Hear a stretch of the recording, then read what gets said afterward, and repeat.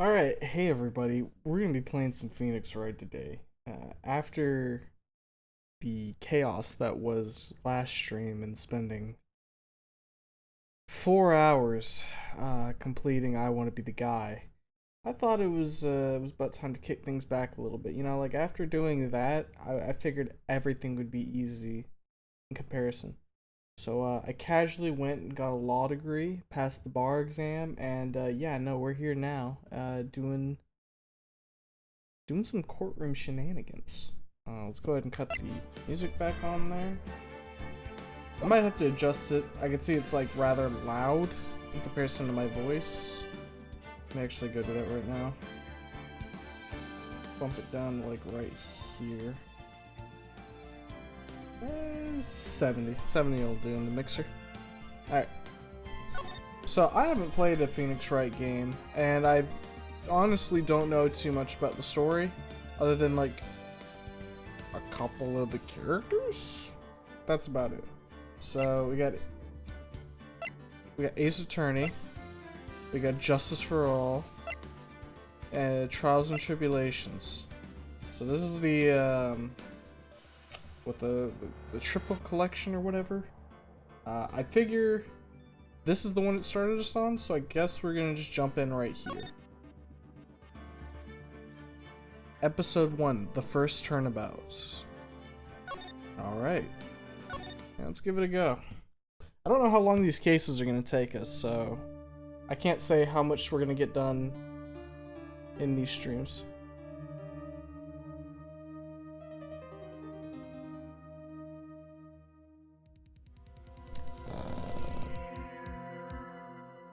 Damn it. Why me? I can't get caught. Not like this. What will you do, mister? I've got to find someone. Someone like him. Oh. I'll make it look like he did it. Am I he? Is he me? August 3rd, 9:47 a.m. District Court. Defendant Lobby number 2.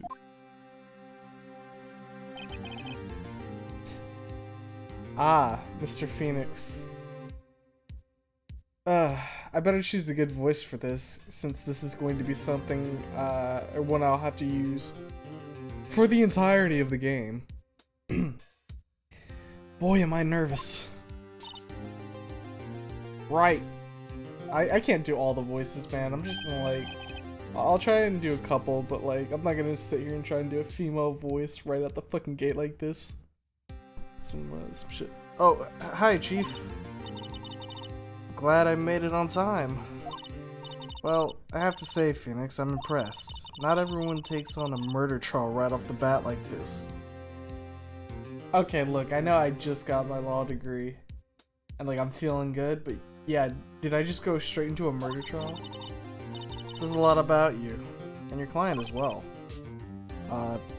Thanks. Actually, it's because I owe him a favor. Favor? You mean you knew the defendant before this case? Yeah. Actually, I kinda owe my current job to him. He's one of the reasons I became an attorney. Well, that's news to me. I want to help him out any way I can. I just really want to help him. I owe him that much.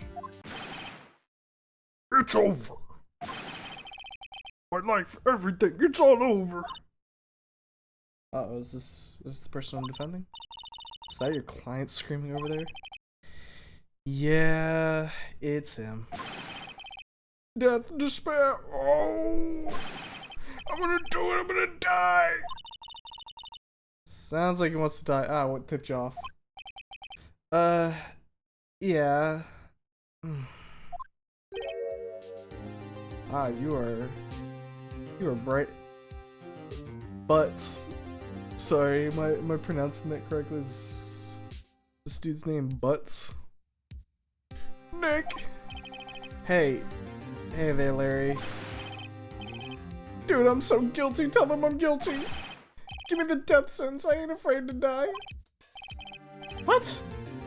What's wrong with Larry? Oh, it's all over. I'm finished. I can't live in a world without her. I can't. Who took her away from me, Nick? Who did this? Oh, Nick, you gotta tell me. Who took my baby away? Person responsible for your girlfriend's death? The newspapers say it was you. It's the boy, the Butts boy. Let's not call him the Butts boy, please. My name is Phoenix Wright. My name is Yoshikage Kira. Here's the story. My first case is a fairly simple one. A young woman was killed in her apartment. The guy they arrested was the unlikely sap dating her. Larry Butts. Buttes. Best friend since grade school.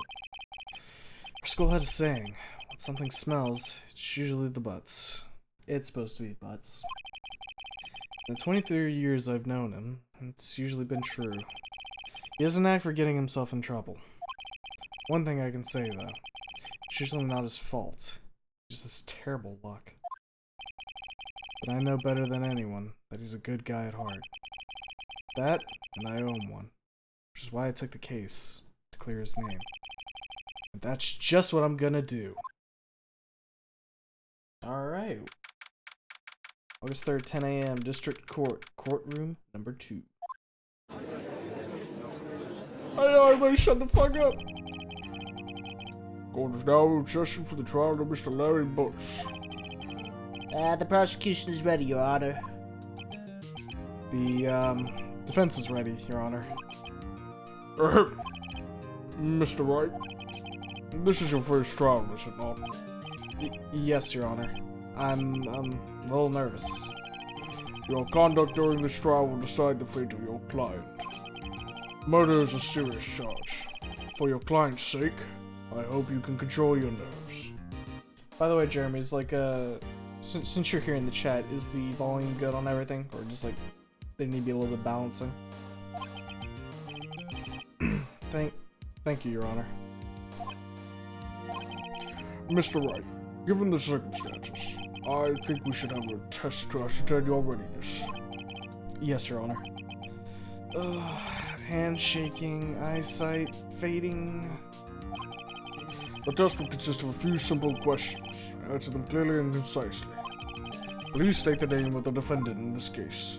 That would be Larry Butts. Do I have to... Can I click? Okay, we can probably click. The defendant? Well, that's Larry Butts, Your Honor. Correct. Just keep your wits about you and you'll do fine. Next question. This is a murder trial. Tell me, what's the victim's name? Whew, I know this one. Glad I read the case report covered so many times. It's... Wait. Uh-oh. No. No way, I forgot. I'm showing a total blank here. Phoenix, are you absolutely sure you're up to this? You don't even know the victim's name.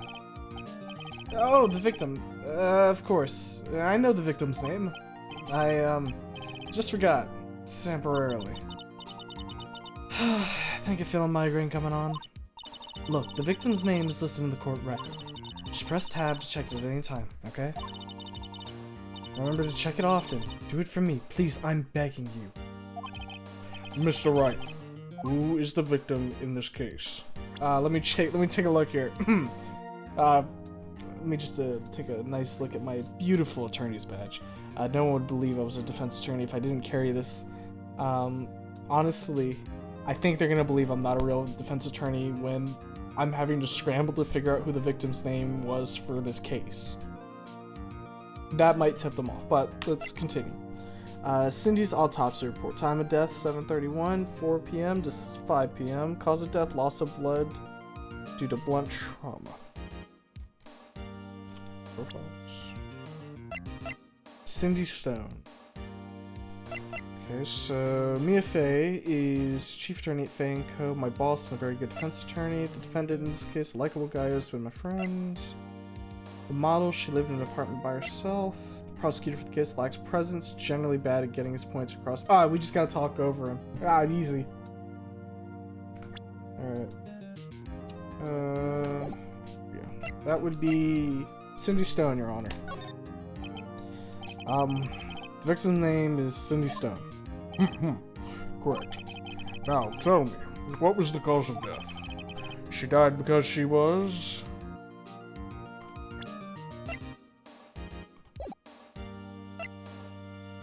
She hit the blunt too hard, Your Honor. Or the blunt hit her too hard. Either or. She was struck once by a blunt object. Correct. You've answered all my questions. I see no reason why we shouldn't proceed. You seem much more relaxed, Mr. White. Good for you. Thank you, Your Honor.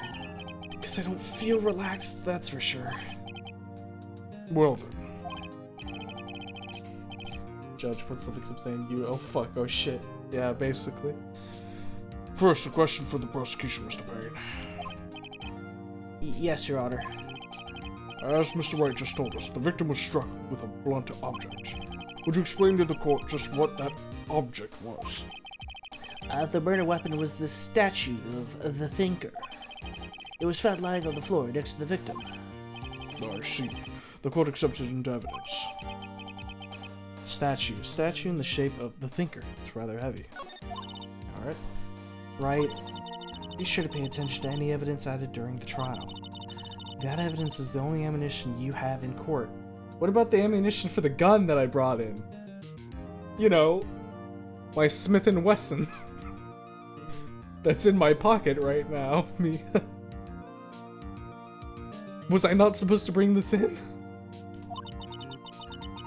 Use tabs check the court records frequently. Yep.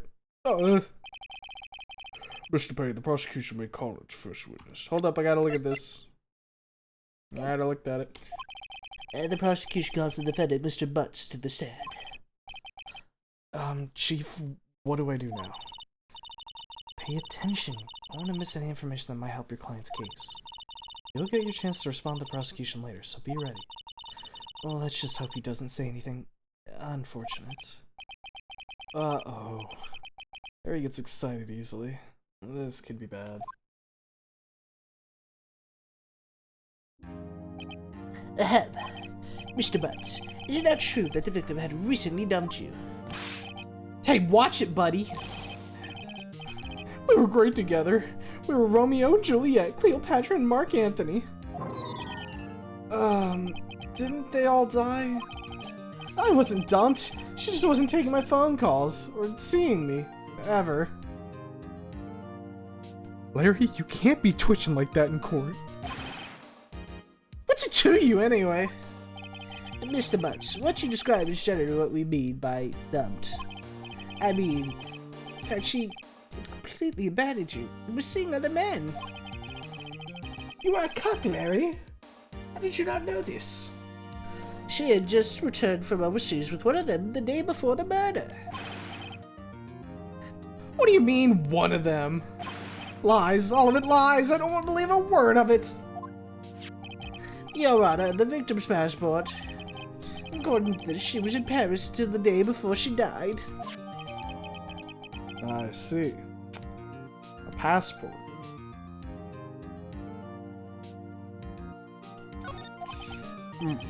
Indeed, she appears to have returned to the day before the murder. Dude, no way. The victim was a model, but did not have a large income.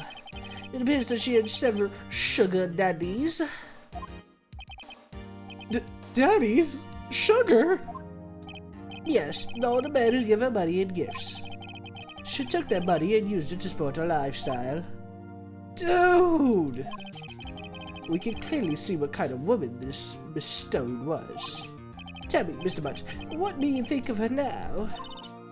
Right? I don't think you wanted to answer that question. Yeah, Larry has a way of running his mouth all the wrong directions. Should I...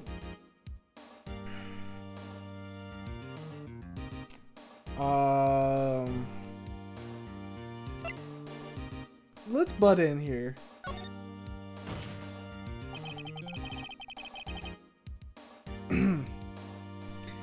My client had no idea the victim was seeing other men. The question is irrelevant to the case.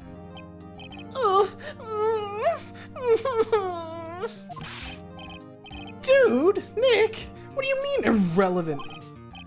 That cheating she-dog. I'm gonna die. I'm gonna drop dead. Yeah, when I meet her in the afterlife, I'm gonna get to the bottom of this. Let's continue with the trial, shall we? I believe the accused motive is clear to everyone. Yes, quite. Oh boy, this is not looking good. The next question. You went to the victim's apartment on the day of the murder, did you not? I feel like I'm going all over the place with this voice. I keep forgetting what kind of nasally I'm doing. Gulp. Well, did you or did you not? I'm gonna go with that one. Well, maybe I did and maybe I didn't. Larry, you fucking idiot! What do I do?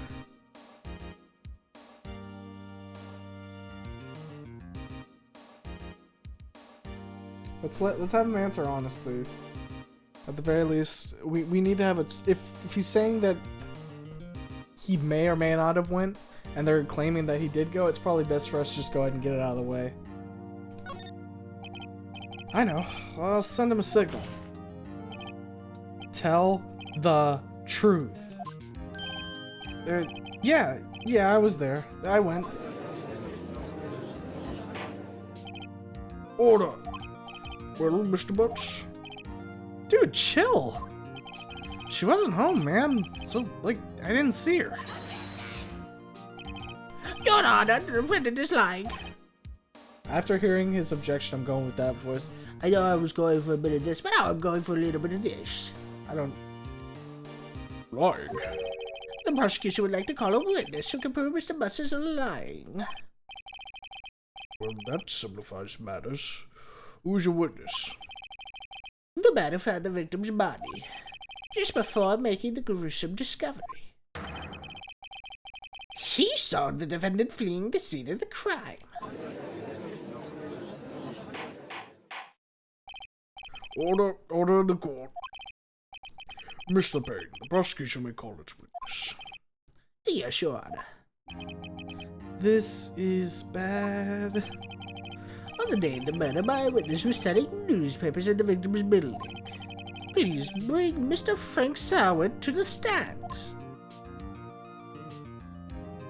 Aw, this guy be lying. Mr. Soward, you sell newspaper subscriptions, is this correct?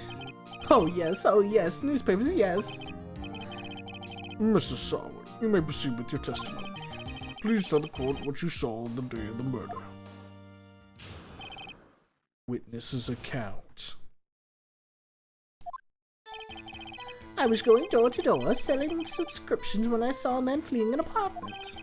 Now I thought he must be in a hurry because he left the door half open behind him. Thinking it strange, I looked inside the apartment. Then I saw her lying there.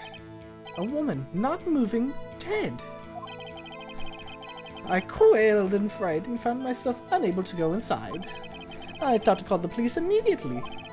However, the phone in our apartment wasn't working. I went to a nearby park and found a public phone. I remember the time exactly. It was 1 p.m.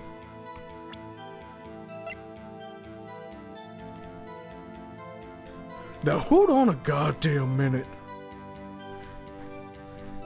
What Poppin said, I don't like his eyebrows. That's fair. Hold up a minute, motherfucker. You're saying you went to the time at 1 p.m. You're saying she was dead before 1 p.m. That's interesting. Just right here, I got the fucking autopsy report, bitch, and it says 4 to 5 p.m. But we'll get to that. I'm sure the game will tell us. The man who ran was, without a doubt, the defendant sitting right over there.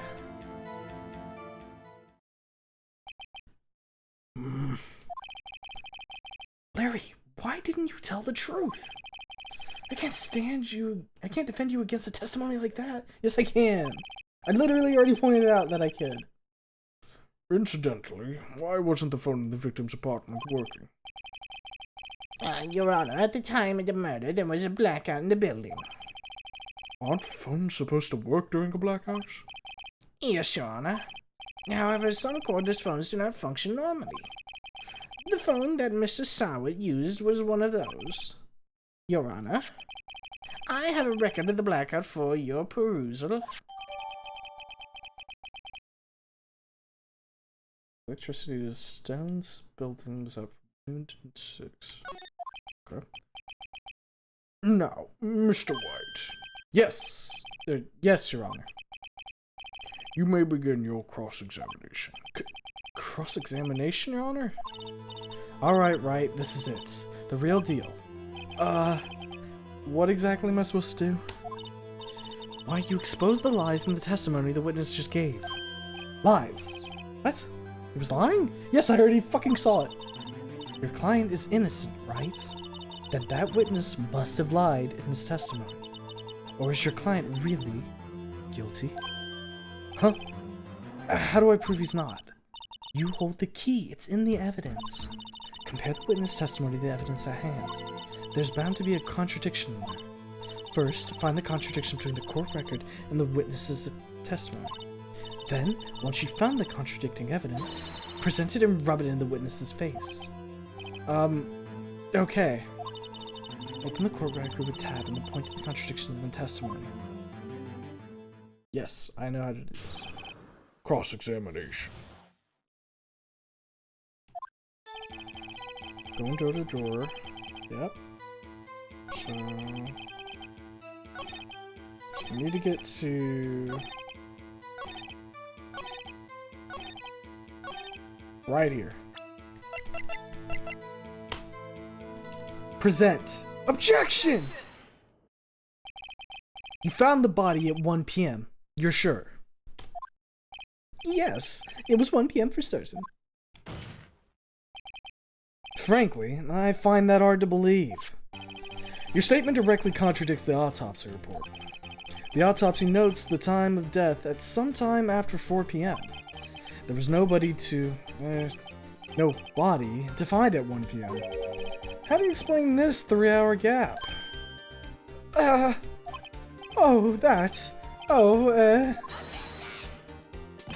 This is trivial. The witness merely forgot the time. After his testimony, I find that hard to believe. Mr. Sawit, why were you so certain that you found the body at 1 p.m.?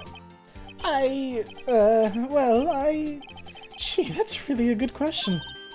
Great job, right? Way to put him all on the spot. That's all you have to do. Point out the contradictions. Lies always beget more lies. See through one, and their whole story falls apart. We got his ass, boys. Wait, I remember now. Would you care to give your testimony again? Alright, go ahead. You see, when I found the body, I heard the time. There was a voice saying the time. It was probably coming from the television. Oh, but it was 3 hours off, wasn't it? I guess the victim must have been watching a video of a taped program. That's why I thought it was 1 p.m. Terribly sorry about the misunderstanding. Oh, you fucking fool. The television shouldn't have been working, friend. I see. You heard a voice saying the time on a taped program. Mr. Wright, you may cross-examine the witness. Right. You know what to do. I've got this one.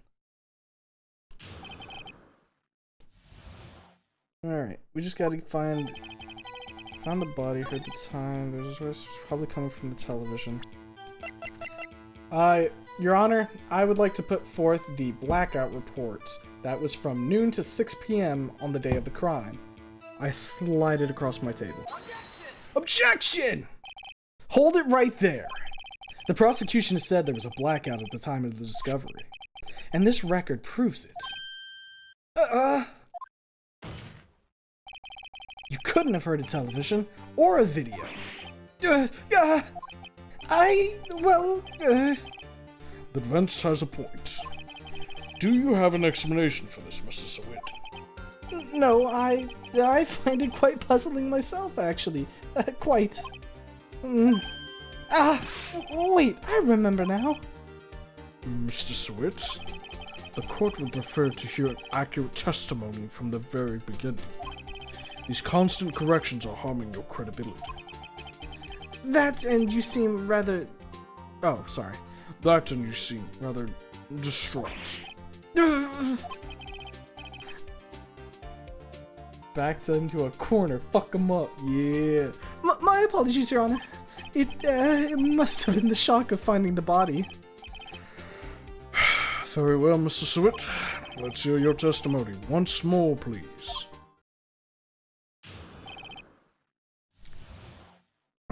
Hearing the time. Actually, I didn't quite hear the time. I saw it. There was a table clock in the apartment, wasn't there? Yeah, the murder weapon. The killer used it to hit the victim. You're just giving me these, like, underhanding them right to me, and I'm just catching them right out the air. That must have been what I saw. You saw a clock. I guess that would explain it. The defense may cross-examine the witness. Gladly. Alright, you foolish man. You big dumb idiot. You're saying the clock was the murder weapon. Well, I happen to have a statue of the thinker here that was pretty bloody. So, Objection! Wait just a moment.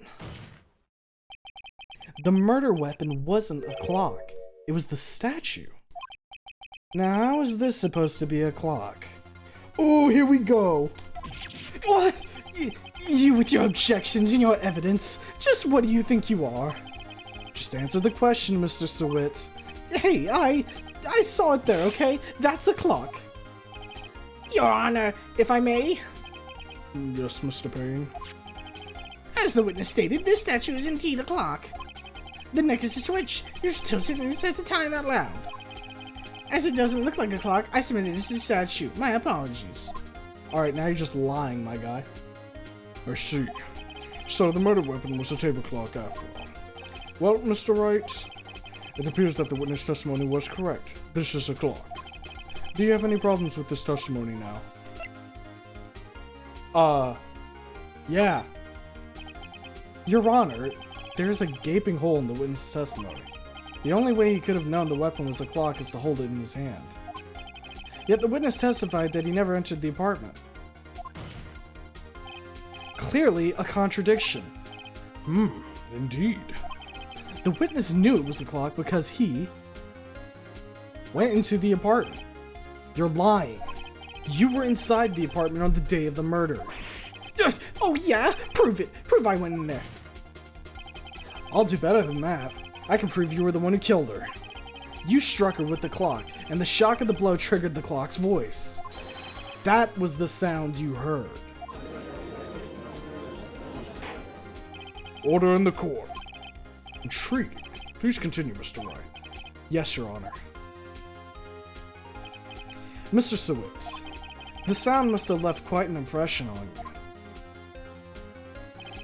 Understandable, since the murder weapon spoke just as you hit the victim. That voice was burned into your mind. That's why you were so certain about the time. What's the meaning of this? This is all baseless conjecture. Baseless? You're not base, you're cringe!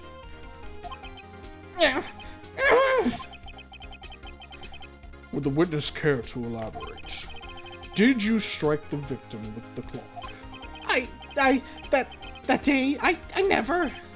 Look, the clock, I heard no, I mean, I saw it.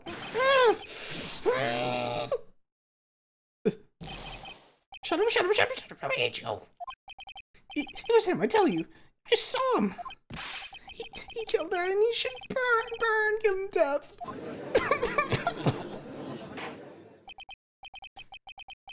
Order in the court, I say.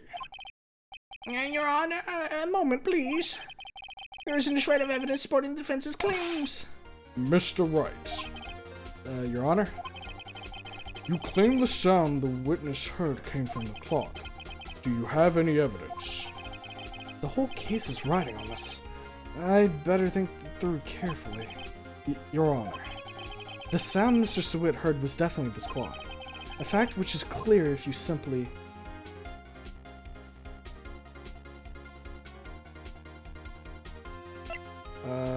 examine the clock's batteries. Ask the neighbor. Try sounding the clock. Let's sound the clock now, here in this court. Your Honor, may I have the clock? I ask the court to listen very carefully. I think it's 8:25. That certainly is a strange way to announce the time. Well, he is the thinker after all. So, we've heard the clock. What are your conclusions, Mr. Wright? Mr. Payne, can you tell me what time it is now? It's 11:25. As you can see, this clock is exactly 3 hours slow. Precisely the discrepancy between what Mr. Sewett heard and the actual time of death. So Mr. Sewett, try to talk your way out of this one. You forgot one thing. Uh-oh, what's he talking about now? While it may seem like that clock is running 3 hours slow, it proves nothing. How do you know it was running 3 hours slow on the day of the murder? If you can't prove that, you don't have a case. Where is this game located? Dude, somewhere where this is like totally cool. He's right. How am I gonna prove that? Damn it, I was so close. Mr. Wright, it seems you lack the critical evidence to support your claim. Yes, Your Honor. This means I cannot let you indict the witness. Unfortunately, this ends the cross-examination of Frank Sewett. I come all the way down here to testify and look what happens. You treat me like a criminal, a criminal. You lawyers are all slime. I read all the same. Ugh, almost had him. Sorry, Larry. I failed you. There's nothing I can do about it now. Not so fast, Mr. Sewett. Chief. Listen up, right? Don't throw this one away. Not like this. Think! But Chief, it's over. I can't prove the clock was slow the day of the murder. Nobody can prove that. Well, yes. But that doesn't mean you can't still win. Try thinking outside of the box. Don't waste time doubting the facts. Assume the clock was 3 hours slow and think through it. Ask yourself, why was the clock 3 hours slow? Figure out the reason and you'll have your proof. Right. Right? Look. Can you think of a reason as to why the clock would be 3 hours slow? I don't know, maybe someone smacked it against somebody's head? Yeah, I could probably think of it. Wait! Maybe I can prove it. You must have evidence somewhere that can prove it, right? Find it and let them have it. Well, Mr. Wright, you say the clock was already running slow on the day of the murder. Have you found evidence to support this claim? Of course. There's a piece of evidence in the court records that can prove my claim beyond a doubt. Tough words. Let's see you pull this one off. Let's see this evidence that proves why the clock was running slow. My badge, Your Honor.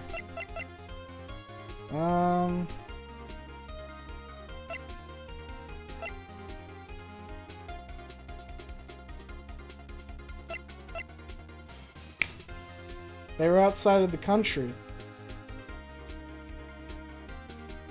They brought the clock with them. Ah, that's it. I submit their passport to the court. Take this! The victim had just returned home from abroad the day before the murder. As we all know, the time difference between here and Paris is 9 hours. When it's 4 p.m. here, it's 1 a.m. the next day there. The clock wasn't 3 hours slow, it was 9 hours fast. The victim hadn't reset her clock since returning home. That's why the time you heard when you struck her dead in their apartment was wrong.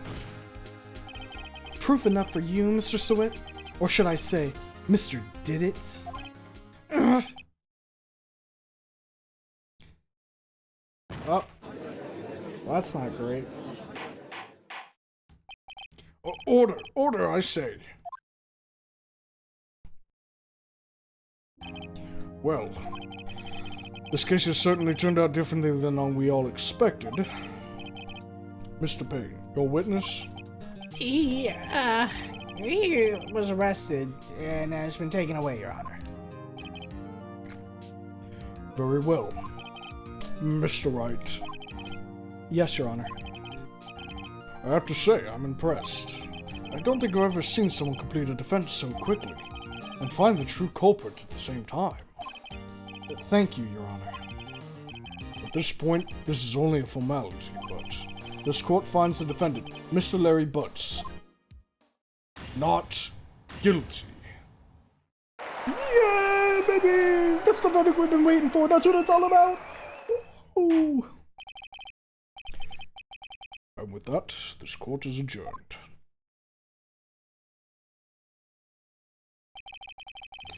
Turns out that Frank Sweet was a common burglar. He posed as a newspaper salesman to check and see when people were out of the house. That day, when Larry went to her apartment, the victim wasn't home. After he left, Mr. Sweet let himself in to do his dirty work. While he was searching for her place, the victim returned. Flustered, Mr. Sweet grabbed the nearest blunt object he could find.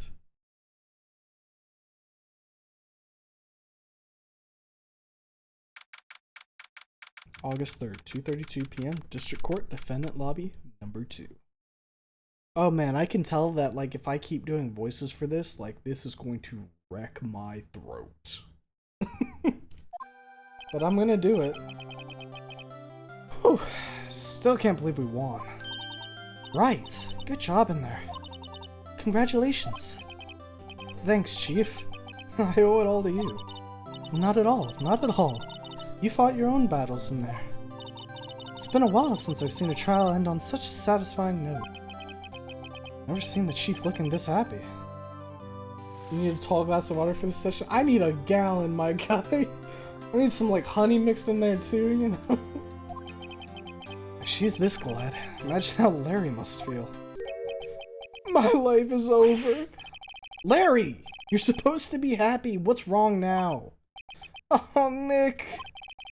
Don't worry about me. I'll be dead and gone soon. Good. Wait, no, I mean, bad. Larry, you're innocent. The case is closed. But my Cindy Wendy's gone, man. Gone forever. Larry, she was a... never mind. Congratulations, Harry. Harry? Yes, you. I can practically see the headlines now. Harry Butts innocent. Thanks. I really owe you one. I won't forget this, ever. Let's celebrate. Dinner? Movie? My treat. Oh, no, I couldn't. Hey, I was the one who got you off the hook. Oh, yeah, hey. Here, take this. It's a present. A present for me? Wait, wasn't this the evidence that... Actually, I made this clock for her. I made one for her and one for me. Really? You made this?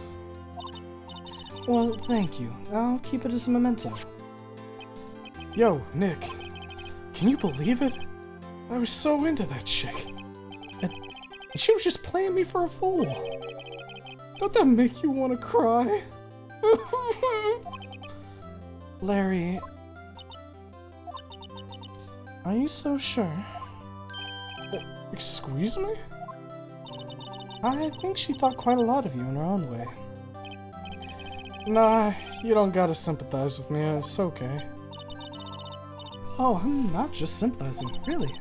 Isn't that right? Don't you have something to show your friend? Something that proves how she felt about him? Huh? Oh, yeah, right. What the heck is she talking about?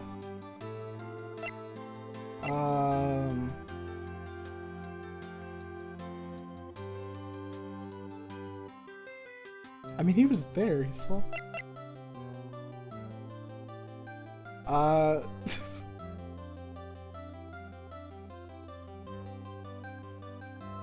What is she talking? Is it the statue? I guess I'm gonna go with the statue. Check this out, Larry. Proof positive you weren't just some chumper. Huh? What about that clock? This is the clock you made for her, Larry. And she took it with her when she traveled. Whatever, she probably just needed a clock, that's all. You think so? It's a pretty heavy clock to take travel. Well, make of it what you will. Hey, Nick. I'm glad I asked you to be my lawyer. Really, I am. Thanks. I hope that made him feel a little better. Right. I hope you see the importance of evidence now. Also, hopefully you realize things change depending on how you look at them. People, too. We never really know if our clients are guilty or innocent. All we can do is believe in them. And in order to believe in them, you have to believe in yourself. Right. Listen, learn, grow strong. Never let go of what you believe in. Never. Well, I think our work here is done. Shall we be off? Yeah, I guess so. Say, how about dinner? On me? We'll drink a toast to innocent buds. Yeah! Oh, speaking of Harry, you were saying part of why you became a lawyer was because of him. Yeah, part at least. You'll have to tell me more about it sometime. Maybe over drinks. And so, my first trial came to a close. Larry slapped me on the back and said, "Gee, Nick, it's good to have friends." But I'm pretty sure he's not gonna pay us. Unless you count the clock he gave me. I didn't know it then. That clock was going to be at the center of another incident. My promise to tell the chief about me and Larry would be one promise that I wouldn't be able to keep. No, they're gonna kill the chief? Bro! You can't do that already. A brand new episode has been added. Save your progress up to this point? Yes, please. We're gonna save. I'm gonna need... Oh, you best believe I'm gonna rotate my saves, my guy. Alright, so backspace. Let's go! I would doing the ringing noise, but it's kind of doing itself. Hello? This is Maya. Hey, Maya, it's me. Mia, what's up? You haven't called in a while. Sorry, I've been so busy. How have you been? Well, lonely. It's all your fault. Nah, I'm just teasing. I've been great. I'm finally getting used to having my own place. That's good to hear. Actually, I'm calling because I have a favor to ask. I know. You want me to hold evidence for you? Sharp as always. There's a lot of buzz about the upcoming trial. I just don't feel safe keeping the evidence here. I gotcha. So what is it this time? It's a clock. A clock? Yeah, it's made to look like that statue, the Thinker, and it tells you the time. I thought you might like it. You always liked toys. Hey, I'm not a little girl anymore, sis. Now, you know I'm only teasing. I should probably tell you, the clock isn't talking right now. Huh? It's not working? That's lame. I had to take the clockwork out. Sorry. I put some papers inside it instead. Papers? Is that the evidence then? Well, there's a possibility that it might turn out that way, yes. Can you come by the office tonight, say 9 o'clock, to pick it up? I'll be in the pre-trial meeting until then. Okay, sis, but I expect dinner, something good. Like burgers. I could really go for a burger. I could too. Okay, we'll hit the usual joint. Alright, it's a deal. Okay, sis, see you soon. Yep, I'll be waiting, Maya. Ah, my ear. Conversation recorded September 5th, 9:27 a.m.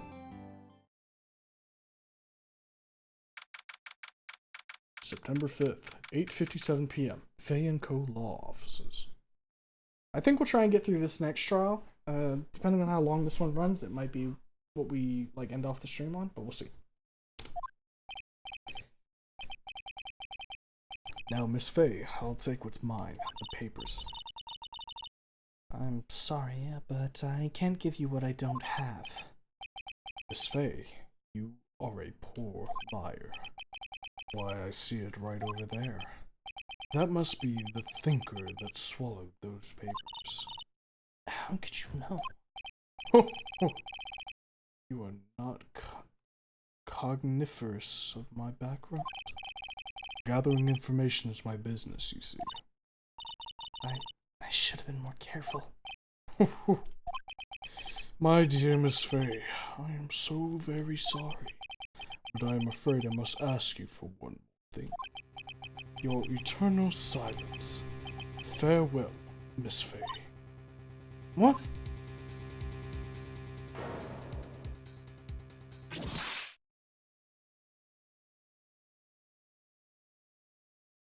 Markiplier? Red, white, blue.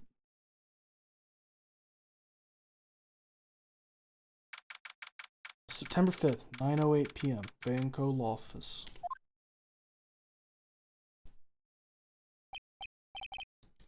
I'm late. Huh. That's strange. Guess the chief left without me. She said her sister was coming over, so we should all go out to dinner. What's that smell? Blood? Mia! Maybe she's in her office. Examine or move? Examine.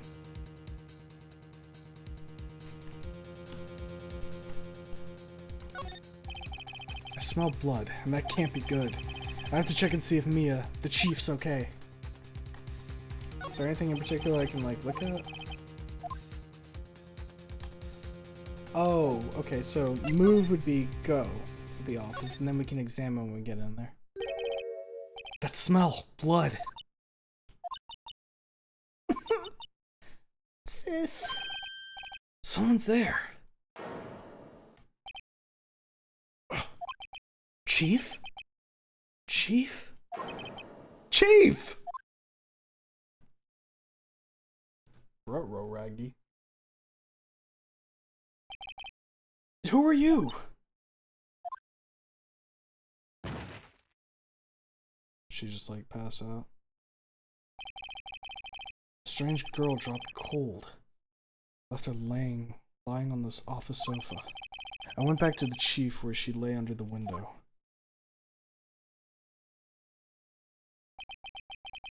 Her body was still warm. I could feel it when I held her shoulder. Then, all too quickly, it began to fade. Until finally she was cold. Chief.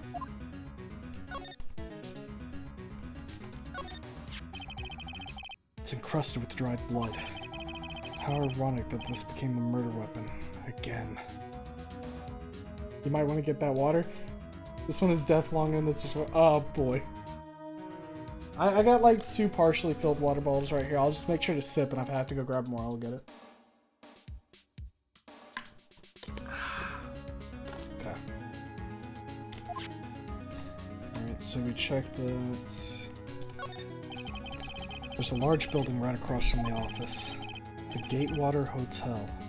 Nice, luxurious place.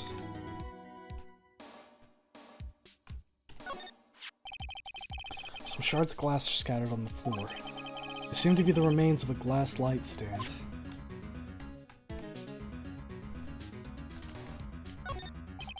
The chief's chair. A simple, functional design. Feels pretty good to sit in, too.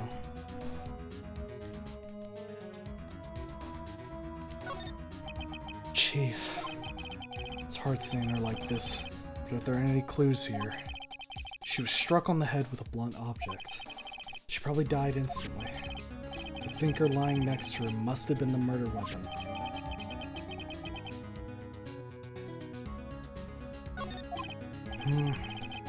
There's some glass shards near the chief's body. Must be pieces of the light stand lying broken in the back of the room. Nothing else that seems to be a clue here. A piece of paper! It must have fallen from Mia's hands. What could it be? Huh? A word is written in blood on the scrap of paper. Maya? Did Mia write this? This piece of paper is a receipt from a department store, dated yesterday. I think that's enough snooping around for now. I'd better call the police and find out what that girl was doing here.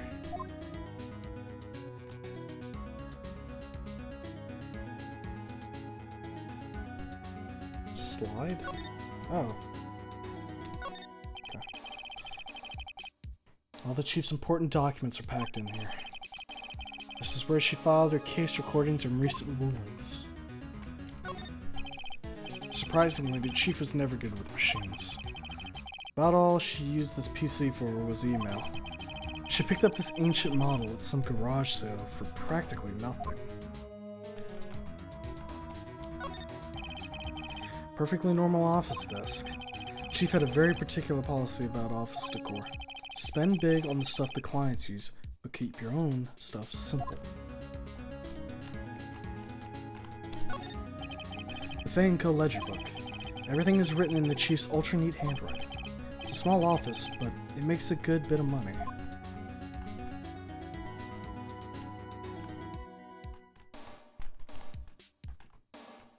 Alright, I guess it's phone time. Oop, there we go. Right, I'd better call the police. Huh? That's funny. A few of the screws in the receiver are missing. It looks like someone was halfway through taking it apart. Police?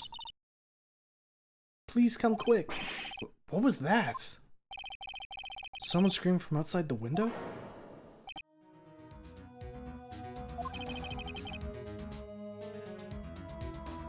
She's staring right at me. She's holding a phone in her hand. Uh-oh, I'm about to get framed for Moida. The phone receiver is missing a few screws. I'd better not use it. Slide back over.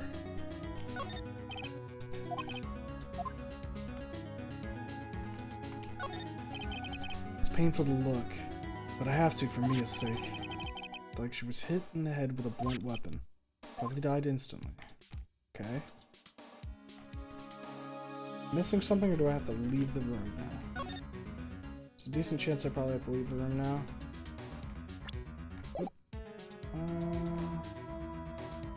Or maybe I am missing something. I went to the window and I couldn't really do anything there, I don't think. Backspace. Move. Fei & Co. law offices. That girl just now. Where'd she go? I put her right there on that sofa. Oh, I hope she didn't run on me. Yikes! Don't scare me like that. Excuse me, but who are you?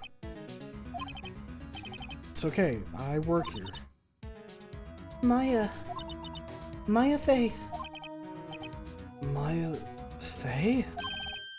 Maya. So Mia was writing this girl's name. Maybe I should show her the receipt? I never thought there'd be a use for evidence like this outside the courtroom.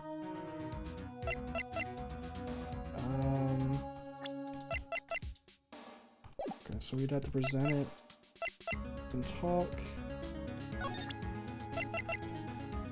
Let's hold it over. Before Mia died, she wrote a message with her own blood. She wrote it on the back of this receipt. That's my name. Why would she write my name? Please, just calm down. Why would Sis write my name? Uh-oh, now I've done it. I might have should have talked first. The police! Sounds like they're coming this way. Freeze, please!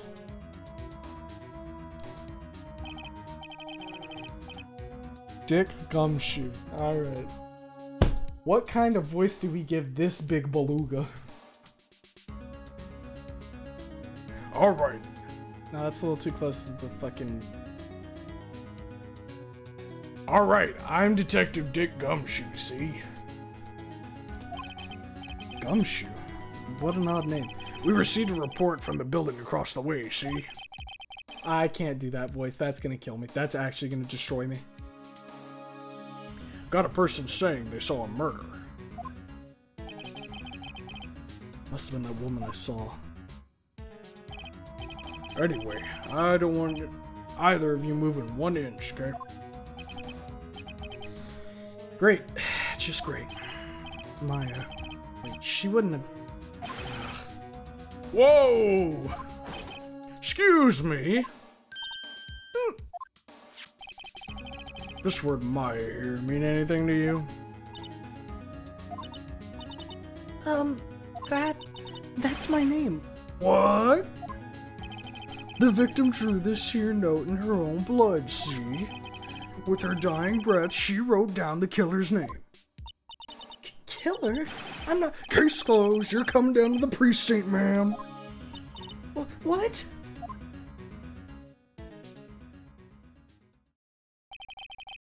Mia's younger sister Maya was arrested on the spot.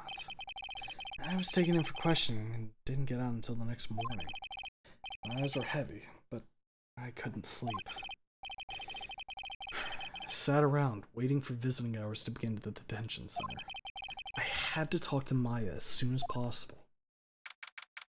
September 6th, 9:07 a.m., detention center, visitor's room. Wow, they have poor Maya locked up like a criminal. Oh, it's you, the lawyer. Good morning. Good morning. She looks so tired. Are you gonna be my attorney? Well, that's what I wanted to talk to you about.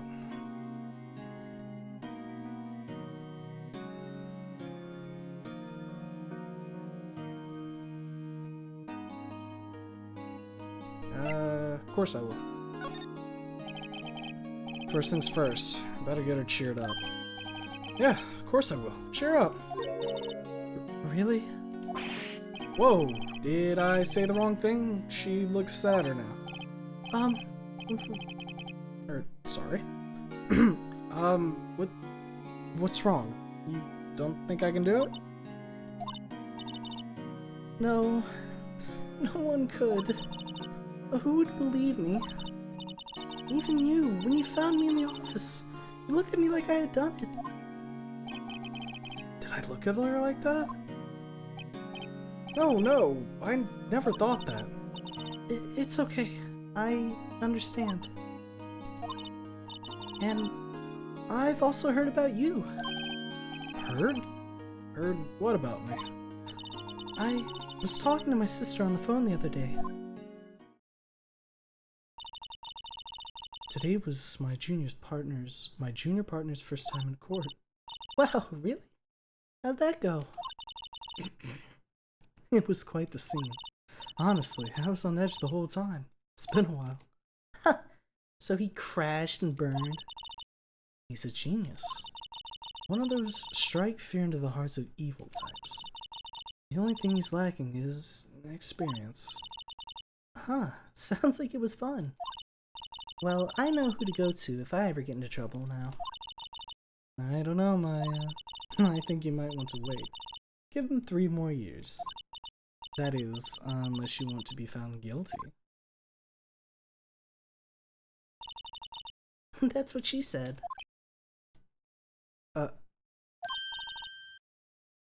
I'm sorry. I didn't mean to insult you. No, it's okay. It's true, I guess. But at the same time, I can't just sit by and watch. When I think of the person who did this to Mia. I know.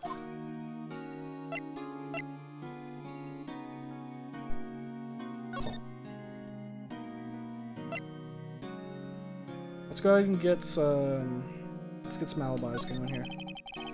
Could you tell me about the day of the murder? Yes. Let's see. That morning, I got a call from my sister. She wanted me to hold on to a piece of evidence for an upcoming trial. Evidence? Yes, that clock shaped like the Thinker. The one Larry made. How could that have been evidence in a case? Right. She said something about that. I remember. Do you want to hear it in her own voice? Her own voice? Yes. I'm pretty sure our conversation is on my cell phone. You recorded it? Yeah. I forgot how to delete those things. Yeah. Let's hear it.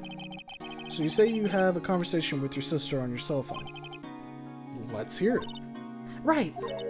Oh, I just remembered. That detective took my cell phone. Sorry. Oh, right. Of course. Next time I see Detective Gumshoe, I'll ask him for it. I'll write you a note so you don't forget, okay? Sure, thanks.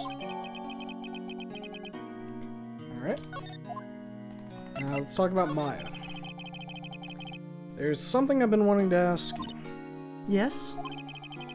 What's with that outfit? Oh, this? This is what all acolytes wear. It's my uniform, you could say. Acolytes? Like people in religious training? What is it that you do? Oh, it's nothing strange, really. I'm a spirit medium. In training. A spirit medium? I'm pretty sure that qualifies as strange. Let me know about that a little bit. So you're an acolyte. You're medium in training? That's right. The Fae family, especially women, have always been sensitive to the spirit world.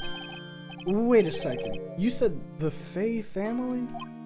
So Mia was into this stuff too? Of course. She left the mountain to follow her career, she said. Her powers were first class, too. I had no idea. Wait. What?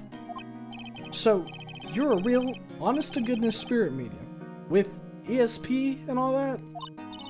Yes. In training. Well, can't you contact Mia's spirit then? We can just ask who killed her. Huh? I'm sorry. I'm still in training. I couldn't do something on that level. I thought that'd be too easy. Huh? Something the matter? I was wondering, could I ask you a favor?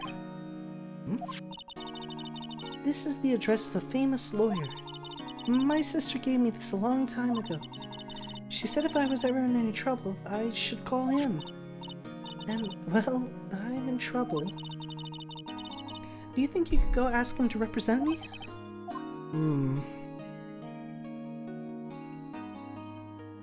If that's your wish, I suppose. Sure, why not? I'll go ask. Thank you so much. I have no one else to turn to. Say, what about your parents? Oh, I see. Don't worry, leave it to me. Thank you. The trial's tomorrow at 10. What? Tomorrow? Tomorrow. What if this guy refuses? They told me that if I don't find one, the state will pick an attorney to defend me. When will that happen? They're giving me until 4 this afternoon. And visiting hours are almost up. I'd better hurry. Right, I'll be back. Real quick though, the day of the crime. Could you tell me about the day of the murder? Sorry, I know it must be hard. No, it's okay. All I've been doing the last few hours is talking about it. I've kind of gotten used to it. Let's see. That morning I got a call from my sister. She wanted me to hold on to a piece of evidence for an upcoming trial. That's the thinker clock that Larry made. It practically qualifies as a serial murderer by now. So then, when did you arrive at the office? It was right around 9 o'clock. The lights were off and I could smell blood. Then I found her. My sister. Thanks, Maya. That's all I need to hear for now. Alright. Is there anything I can examine here? This guard monitors the visitor's room. He hasn't moved an inch. Real pro, this guy. Okay. Smile for the camera. Alright. Nothing else there. Don't think we have anything that we'd want to... Actually, we might want to ask a little bit more about this. Maybe Mai would have some inkling as to why. The glass doesn't seem to be pertinent.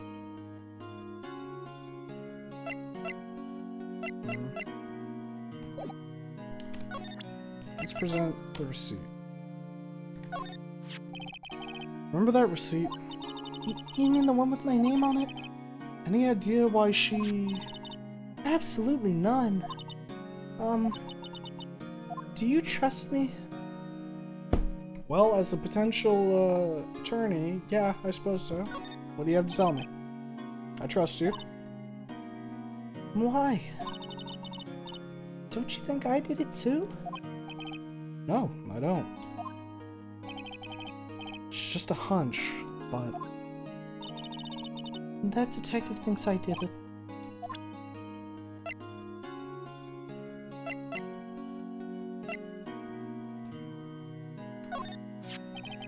I wanted to ask you about the murder weapon. Poor sis. Better not ask her about this right now.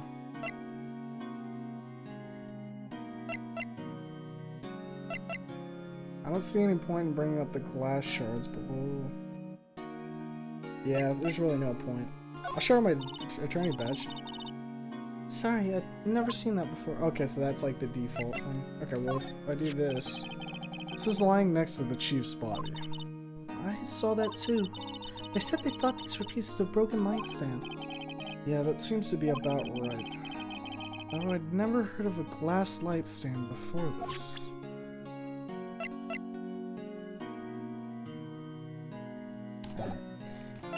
Let's get moving.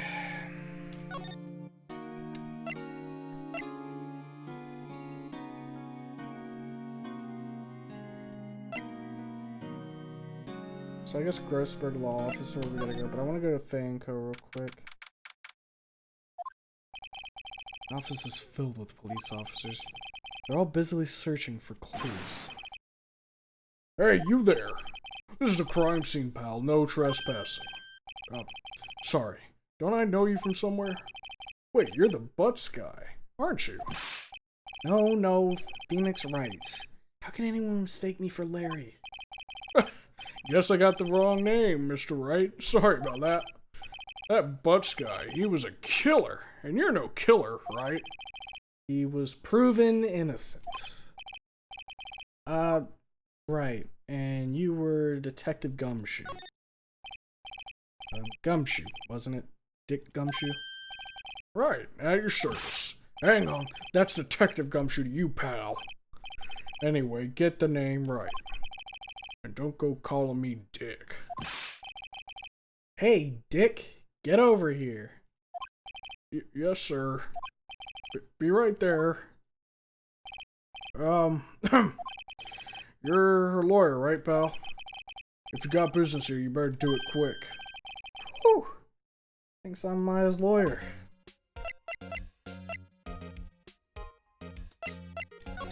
Let's do a little examination real quick. Sky's blue. So am I. There's that hotel right across the way. His favorite potted plant. remember it had this bizarre name no one could ever remember. Cordyland Stricta, pal. What's that? An old movie poster. Apparently this was the first movie that made Mia cry when she saw it. I'll have to check it out one of these days. There's a horrendous amount of legal books here. Scarier still is that Mia probably read all of these. Yo, yo, yo. Mia's desk. Perfectly clean, as always. The only thing it's missing is... Mia.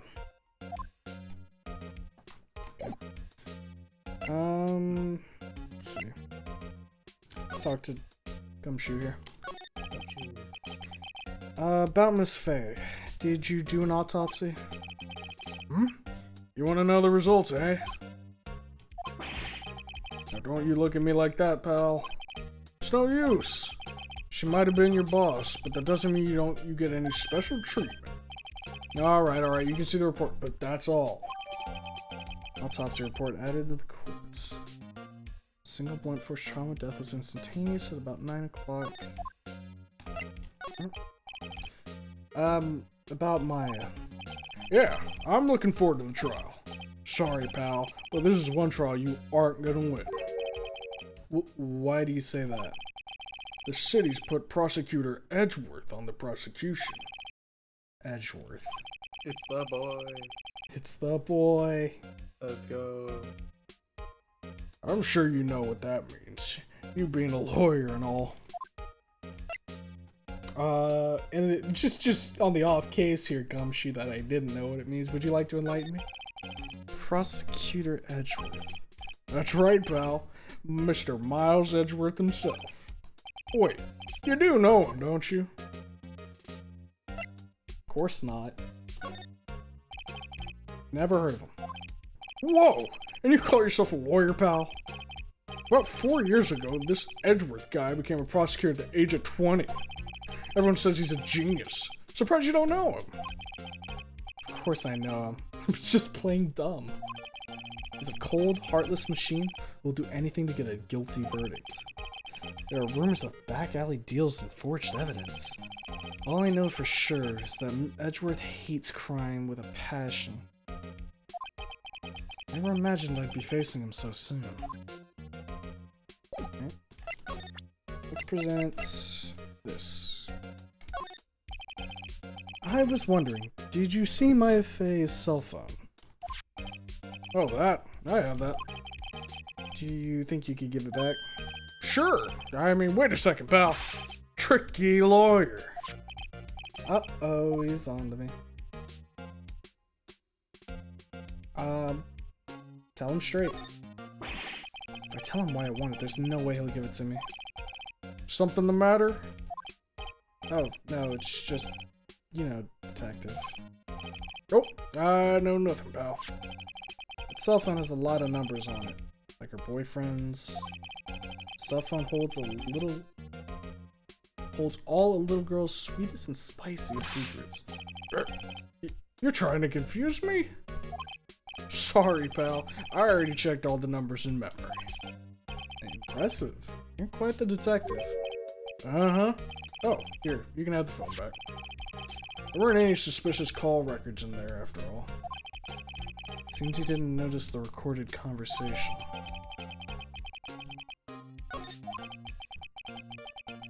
Check the... okay. I guess I've asked all the questions I need to. You all done here, pal? Yes, thank you. I'll be heading out now. Oh, wait. One more thing I wanted to mention to you. I don't suppose you're planning on talking to that witness. Anyway, you better not. No influencing the witness with your lawyerly ways, pal. Come to think of it, I had completely forgotten about her. The witness? Yeah, Miss April May. I'm sorry about this, but I can't tell you anything about her. Well, you just told me her name. Miss May, huh? So you've sent her home already then? You're trying to lawyerly tricks on me now? She's she's not to go outside her room until the trial. So she's still in the hotel across the way. I guess I should know better than to try to get a detective to leak information. You got that right, pal. Time to pay Miss May a visit.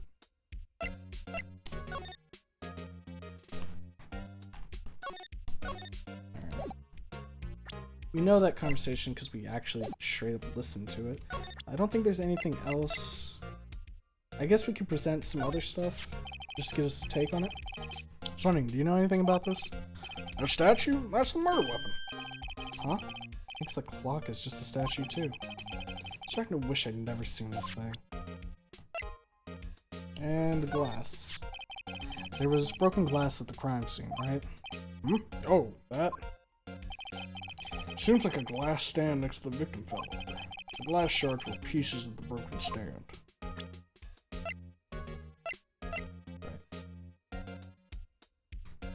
Okay, that'll do it for now. I'll go ahead and keep moving. Let's head to Grossberg Law Offices.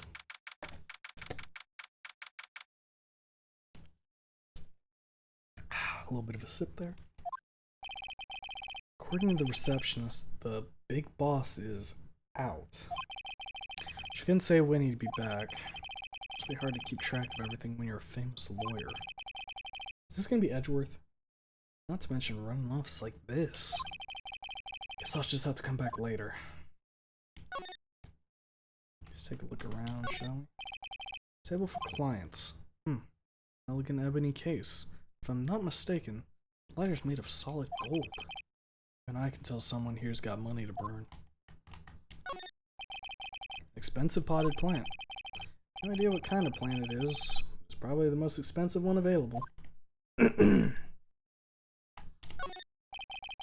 painting has been bugging me ever since I stepped in here.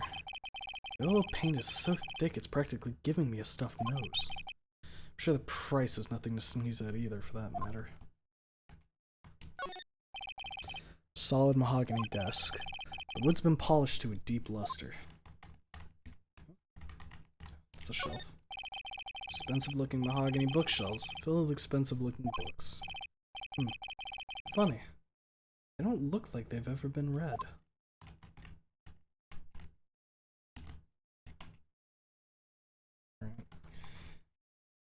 Alright, I guess that'll do it for now. We'll leave here and head to Gatewater Hotel. We've got somebody to interrogate. We're just questioning. I don't think interrogate's the word we want to. Whoa! Calm down a little bit there, ma'am. Well, hello there, handsome. Hi. Smooth, right? Real smooth. You're the lawyer, aren't you? The detective told me. He said, don't say nothing to that lawyer, pal. I don't know what voice to do here. I'm just gonna go with, like, Southern, even though I don't know, man. Remember to self. Thank Detective Gumshoe for making my job harder. Gee, this is all like something out of a movie. It's all so exciting, I can hardly contain myself. Oh, let me go freshen up so I can look the part of the beautiful eyewitness. Dialect ambiguous. True. Pity the lawyer that has to cross-examine this one. What might that be? Screwdriver stuck in this drawer. That's interesting. Wonder what's inside. Let's take a look. Hey! Hey! What are you doing? No touching. Ooh, bad boy. You really shouldn't pry in other people's rooms now. You wouldn't want to make me upset, would you? Upset? Thought she was gonna explode for a second there. I wonder what could be inside the drawer.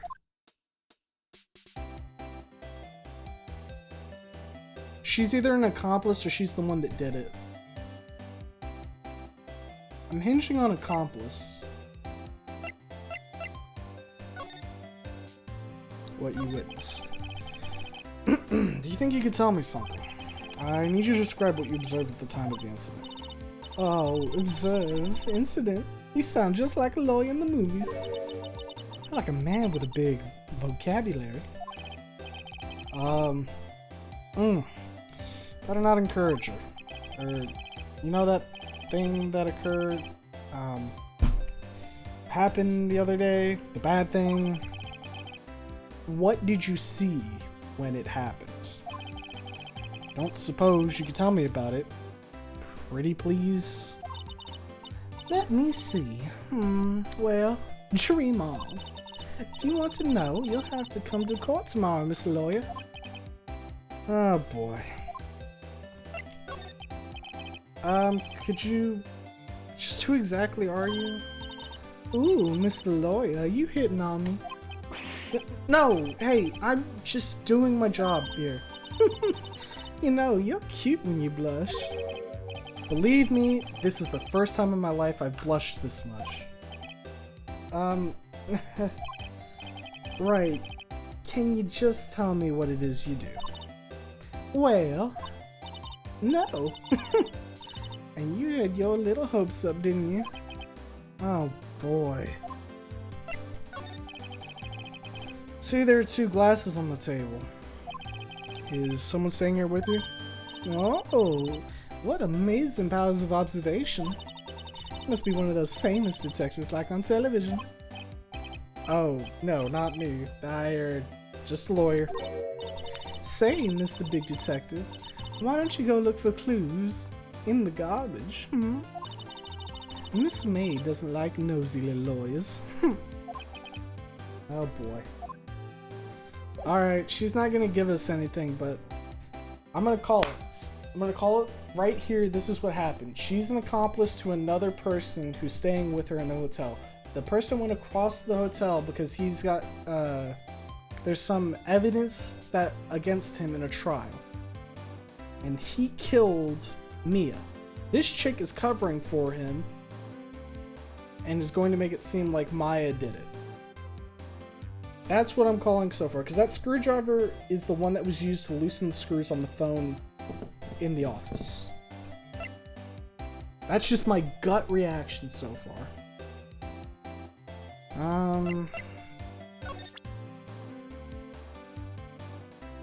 What do you think about my badge? Excuse me, but I'm a witness. Police witness. You understand? How could I possibly give you any information in good conscience? Me, the witness. I'm just like in the movies. Alright.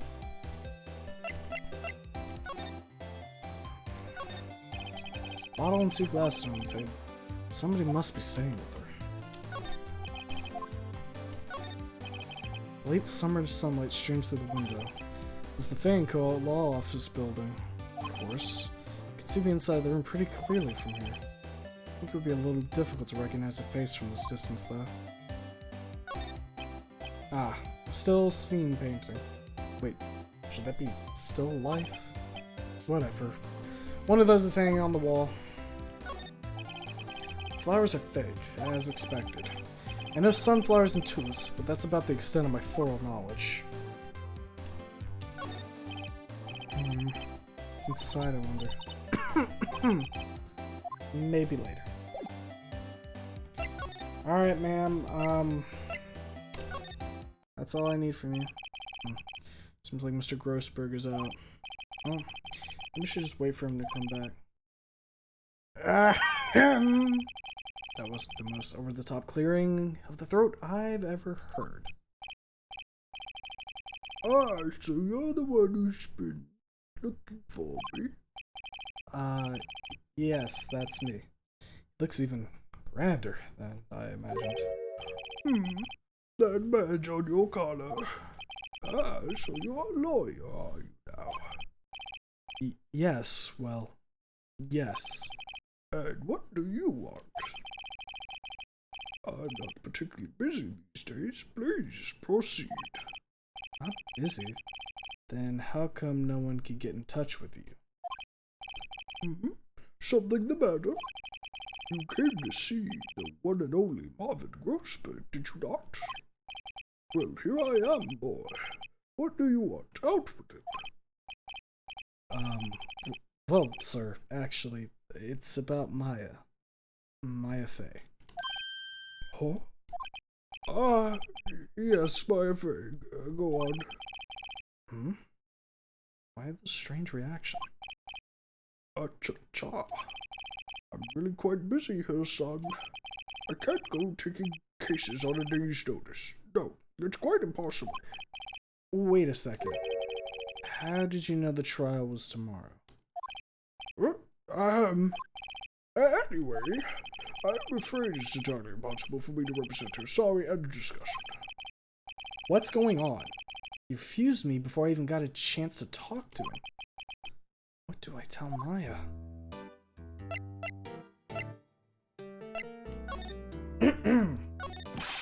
How can you just refuse like that? Please tell me why you won't take the case. Well, you see, it's just I'm busy, you see. But the client. But the client is Mia Fey's sister. Mia trusted you. She knew her sister would be in good hands. Yes, of course, I know that. However, I'm sorry, but I must refuse. Sorry, goodbye. Creep. Fine. I don't have time to argue with you anyway. I'll go look elsewhere. Think not. Huh? Did you say something? I think not, I said. What do you mean? I'm terribly sorry. But I'm afraid no lawyer with the salt will take on this particular case. Terribly sorry, my boy. Why? I cannot say. I beg your pardon, but could you leave now? I have nothing more to discuss with you. What's going on here? No, I'm not leaving. I'm gonna keep talking. How did you know Mia Fey? She worked here a long time ago. Quite the apprentice, that one. Learned my techniques in the blink of an eye. She left one day quite suddenly. She had a mission, you see. A mission? You could see it in her eyes. She followed with a burning passion. Never looked back, that one. That painting of her. It's quite something. You noticed. It's my pride and joy. Impressive, isn't it? Well, isn't it? The color of the sky, the hue of the sea, the weave of the sport.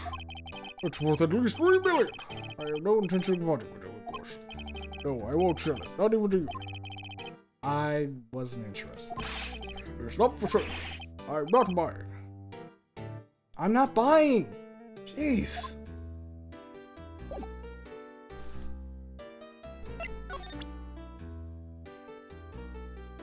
You're not gonna have, like, anything else to tell me, so... Shit, I guess we're gonna go talk to Maya again. 3:42 p.m. Hiya. Oh, you're back. Did you find the lawyer? Well... What do I tell her? Well, see... Just be honest, I really don't think you should use that guy. He didn't seem healthy. He was all skin and bones. Really happened? You don't mean he refused to help? I see. Been abandoned then. Hey. It's all good. I'll help you out. What about your family? I only had my sister. My father died when I was very young, and I don't know where my mother is. Don't know? So she could still be alive. The women of my family have been mediums for generations.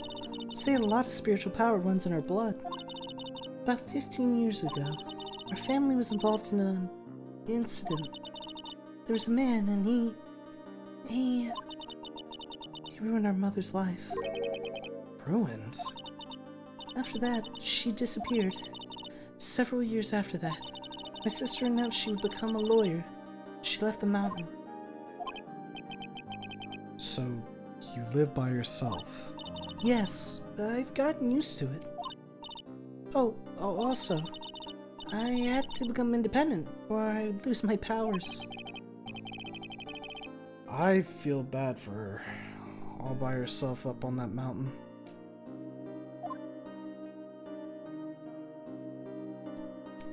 Alright. Mother's enemy. So, who is this man who, ruined your mother? About 15 years ago, there was an unusual murder case. It made quite a stir. Everyone was talking about it, apparently. The police were running out of leads, and they were getting desperate. Wait, they didn't use a spirit medium, did they? The police convinced my mother to try and contact the victim. Wow. So, what happened? The case was solved, we thought. Thought? The man my mother helped the police capture was innocent. The police's consultation with the medium had all been carried out in secret, of course. But a man found out about it and leaked it to the press. He told all the papers that my mother was a fraud, and the media jumped on it big time. My mother, became the laughingstock of the nation. I see. White. Excuse me? White? Like Walter White? That was his name. My sister told me. White. This family just doesn't catch a break. Yeah, no. It seems like it's pretty rough to be a fae. Just a little longer now before the state-appointed lawyer comes, I guess. 4 p.m. Time's up. What should I do?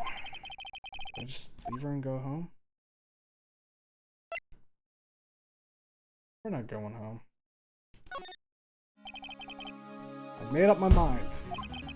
I'm gonna defend you whether you want me to or not. Why? Why? Well...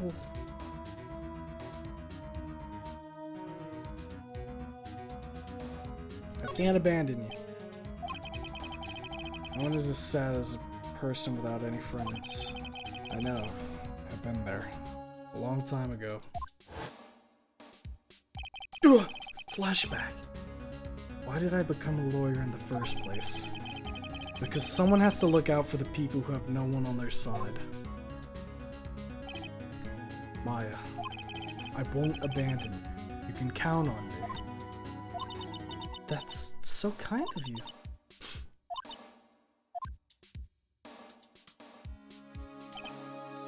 Well, let's fight this one and get you out of here. Right, thank you. Whew, she smiled at least, or at last. She looks like an entirely different person. One last question. You are innocent, right? Yes. And I trust you. So you trust me too, okay? It's a deal. So, what next? Something that's been bugging me. Just what was inside that strange woman's drawer? It was when I tried to look in the drawer that she got all defensive. There has to be something in there.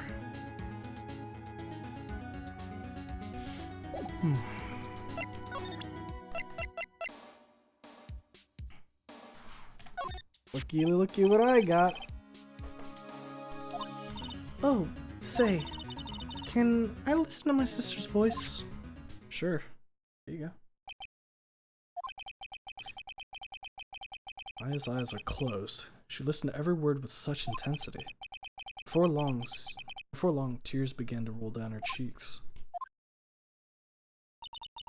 Thank you. Alright. For now, I think we have all we need from you, Maya, so we're gonna move back to Gatewater Hotel, see if... Bellboy, huh? Good afternoon, sir. Excuse me, you are... I beg your pardon, sir. I'm the bellboy of this establishment, at your service, sir. Oh, right.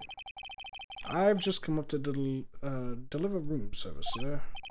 Do you know where Miss May might be? I believe our guest, Miss May, is currently using the facilities. If you've no need of anything, I'll be taking my leave. Please, stay as long as you like. Enjoy.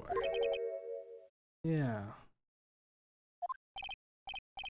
Wait. No, hey! Why does it seem like every time I come in here, I end up embarrassing myself? Wait, now's my chance to snoop around a bit. I almost forgot. Yes! Yeah, you came back quick. Might I ask you to inform Miss May that there is a message for her? Please tell her that Mr. White of Blue Corp phoned. White? Oh, right, sure. Mr. White? Blue Corp? Where have I heard that name?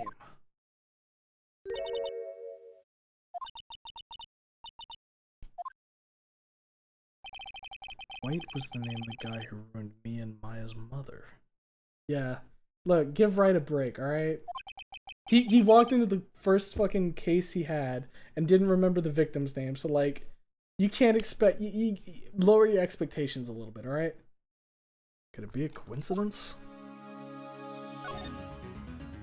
There's a screwdriver sticking out of a half-open drawer. Now's my chance to see what's inside. Hmm? What do we have here? A wiretap? What would a woman like her be doing with a thing like this?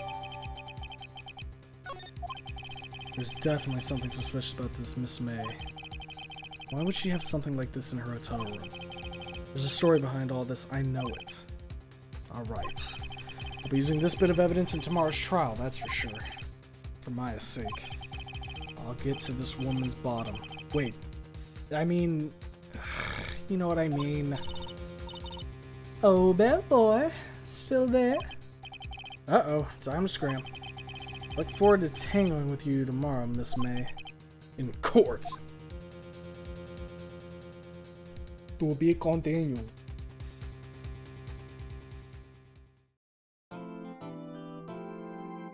Yes, we will save in progress.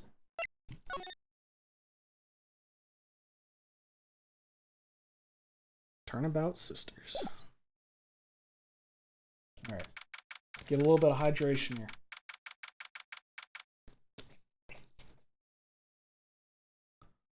Alright. Court is now in session for the trial of Miss Maya Fey. Oh boy, what do I give Edgeworth?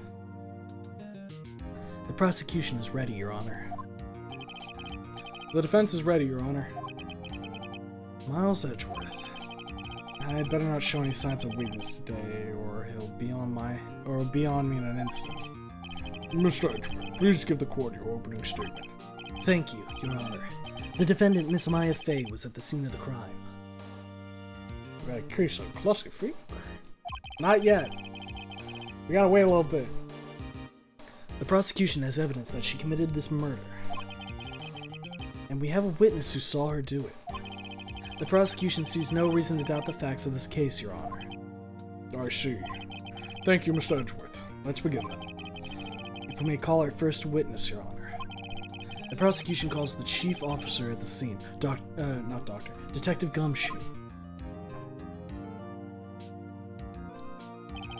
Witness, please state your name, profession, to the court.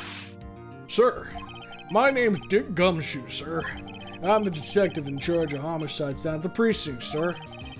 Detective Gumshoe, please describe for us the details of this murder. Very well, sir. Let me use this floor map of the office to explain. The body was found by the window here. And the cause of death? And the cause of death? Loss of blood due to being struck by a blunt object, sir. The murder weapon was a statue of the Thinker found next to the body, sir. It was heavy enough to be a deadly weapon, even in a girl's hands, sir. The court accepts the statue as evidence. They're still calling it a statue. Floor plans added to the court record. Now, detective. Yes, sir. You immediately arrested Miss Maya Fey, who was found at the scene, correct? Can you tell me why? Yes, sir. I had hard evidence she did it, sir. Detective Gumshoe, please testify to the court about this hard evidence. Alright, let's pay attention here, folks. As soon as the phone call came in, I rushed to the scene. There were 2 people there already. The defendant, Miss Maya Fey, and the lawyer, Mr. Phoenix Wright. I immediately arrested Miss Maya Fey. Why? We had a witness account describing her. The witness saw Miss Maya Fey at the very moment of the murder. The very moment, you say. Very well. Mr. Wright, you may begin your cross-examination. Yes, Your Honor. Cross-examine what? Couldn't see a single contradiction in that testimony. Whoosh. Smack. Hey, Maya just threw something at me. What's this? My sister couldn't find any contradiction in the witness testimony. She would bluff it and press the witness on every detail. The witness always slips up and says something wrong. It worked lots of times.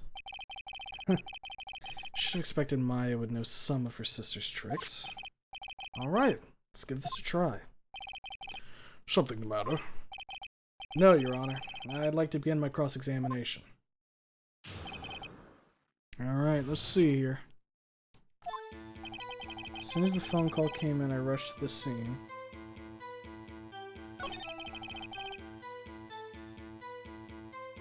Two people there already, the defendant, Miss Maya Fey, and the lawyer, Mr. Phoenix Wright. I immediately arrested Miss Maya Fey. A witness account describing her. Witness saw Miss Maya Fey at the very moment of the murder. Let's press him on this. Hold on just 1 second. Yeah? If I heard correctly, you said you arrested her because you had hard evidence she did it, correct? Huh? Huh? Did I say that? Me? I heard you say it. You did say it. You said it. Exactly what about this suspicious woman in pink's claim was hard evidence? What? Miss May isn't suspicious, and she sure isn't pink, pal. Well, I guess she is pink. That's enough, Detective Gumshoe. Do you have any more solid proof other than her claims, Detective? I guess pressing can have its advantages. Yeah.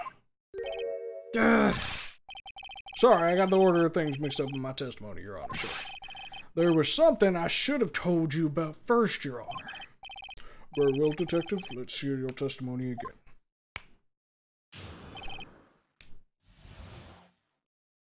Alright. After securing the suspect, I examined the scene of the crime with my own eyes. I found a memo written on a piece of paper next to the victim's body. On it, the word Maya was written clearly in blood. Lab test results showed the blood was the victim's. Also, there was blood found on the victim's finger. Before she died, the victim wrote the killer's name. How'd you like that? That's my hard evidence. Before we begin cross-examination, I have a question for you, Detective. Your Honor? Why didn't you testify about this vital piece of evidence the first time?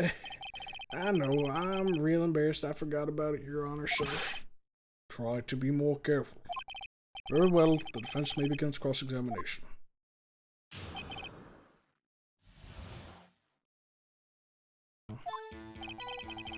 Just killing the suspect, I examined the scene of crime with my own eyes. A memo with a piece of paper written the victim's body.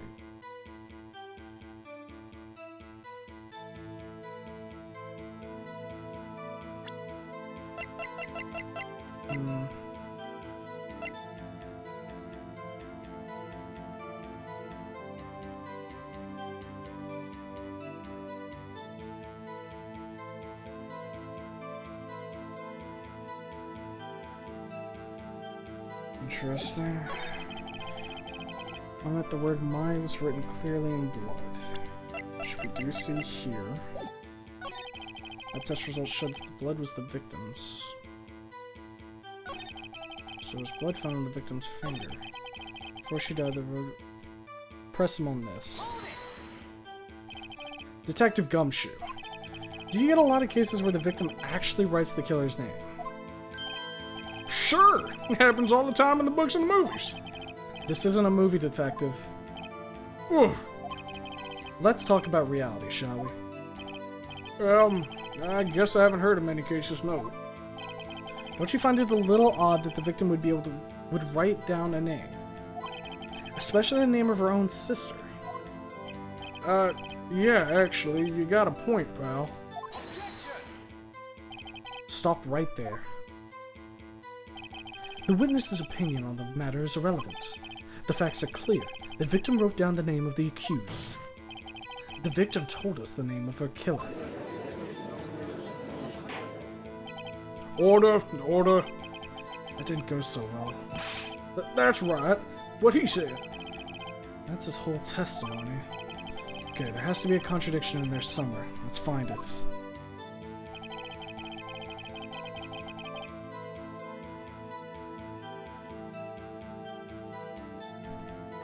Is there anything in here that would tell us?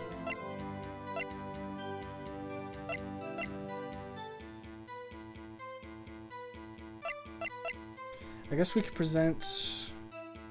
We'll try presenting them when he says a memo, because it's a receipt. I don't know if that's supposed to be one-to-one there. This evidence clearly reveals the contradiction in that statement, Your Honor. How exactly that evidence in the statement just now related? They aren't, are they? Not at all.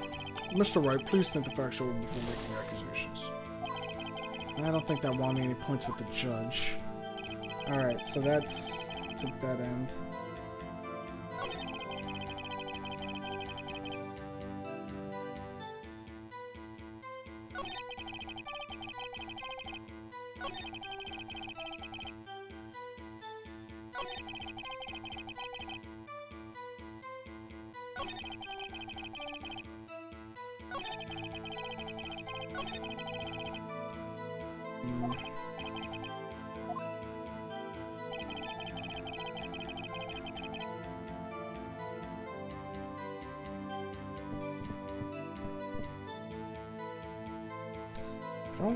Let's press him on this real quick. Did you find any evidence? Now, don't jump the gun on me, pal. Just listen, I'm getting to the good part. I got a bad feeling about this.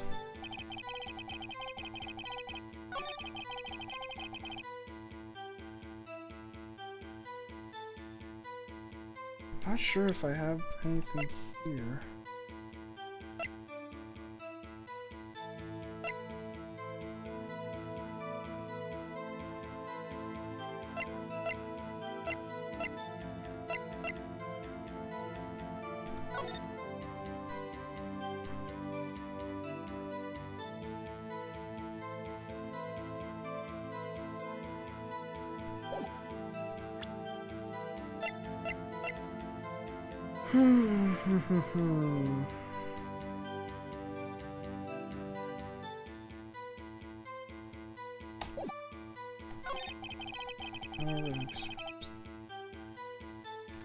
Let's press him on this, I guess.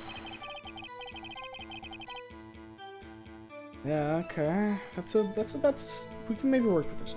Just because you found it next to the body doesn't mean the victim wrote it. Whoa! Then who did write it, Smarty Pants? Who? The killer. The killer? Anyone can see that. Oh. You're saying the killer wrote her own name, buddy, please. She was framed. Hold on. If that's the case, where's your evidence? I guess that was a bit of a tall order for you. Those without evidence shouldn't open their mouths, Mr. Wright. Yeah, pal. Ah. Well, detective, tell us what was written on that memo you found.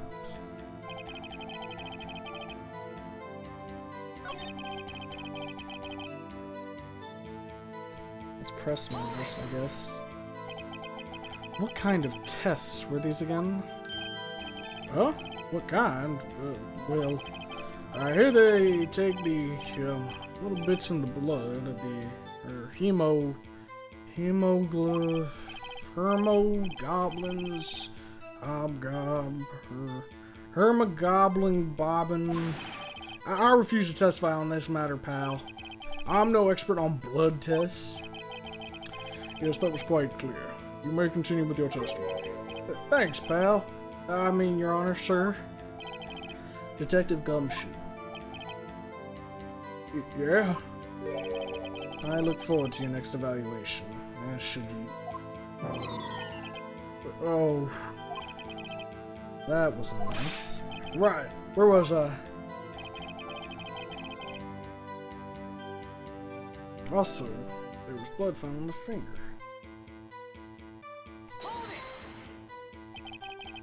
On which hand was the bloody finger, detective? The right hand. She was right-handed. Nice try. Uh-oh. I guess it wasn't too hard to see what I was getting at there.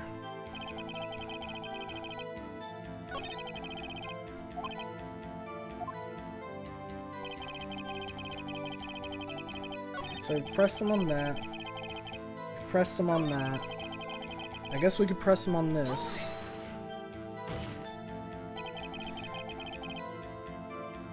Do you have proof it was Mia who wrote that? Of course I do, pal. Uh-oh. Sounded pretty confident. This might not be good.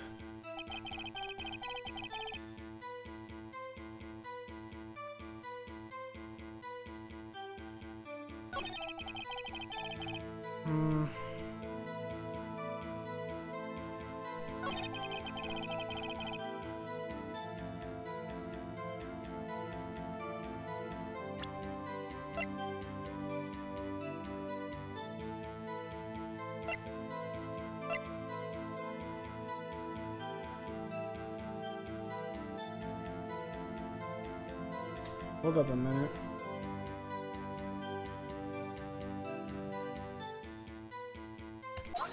Objection.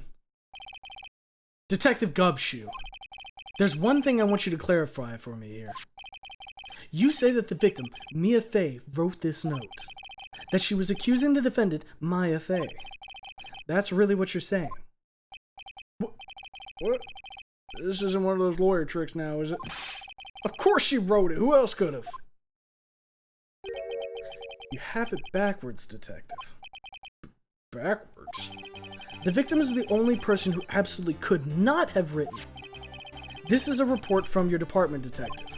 Immediate death due to a blow from a blunt object. She died immediately. But No butting your way out of this one, detective. Order. The defense has a point. Someone who died immediately wouldn't have had time to write anything down. Mr. Wright, I beg your pardon, but when exactly did you obtain that autopsy report? When? It was the day after the murder.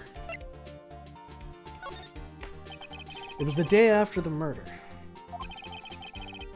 The prosecution's point being, That autopsy report is outdated, Your Honor. What? A second autopsy was performed yesterday, at my request. Death was almost immediate due to a blow from a blunt object, but there is a possibility the victim lived for several minutes after the blow. I received these results this morning. No way! Your Honor, it's quite easy to imagine that the victim did have time to write Maya. That is all. I see. Damn you, Edgeworth. I should have known you'd have something up your sleeve. Why, Mr. Wright, you look shocked. Something you want to say?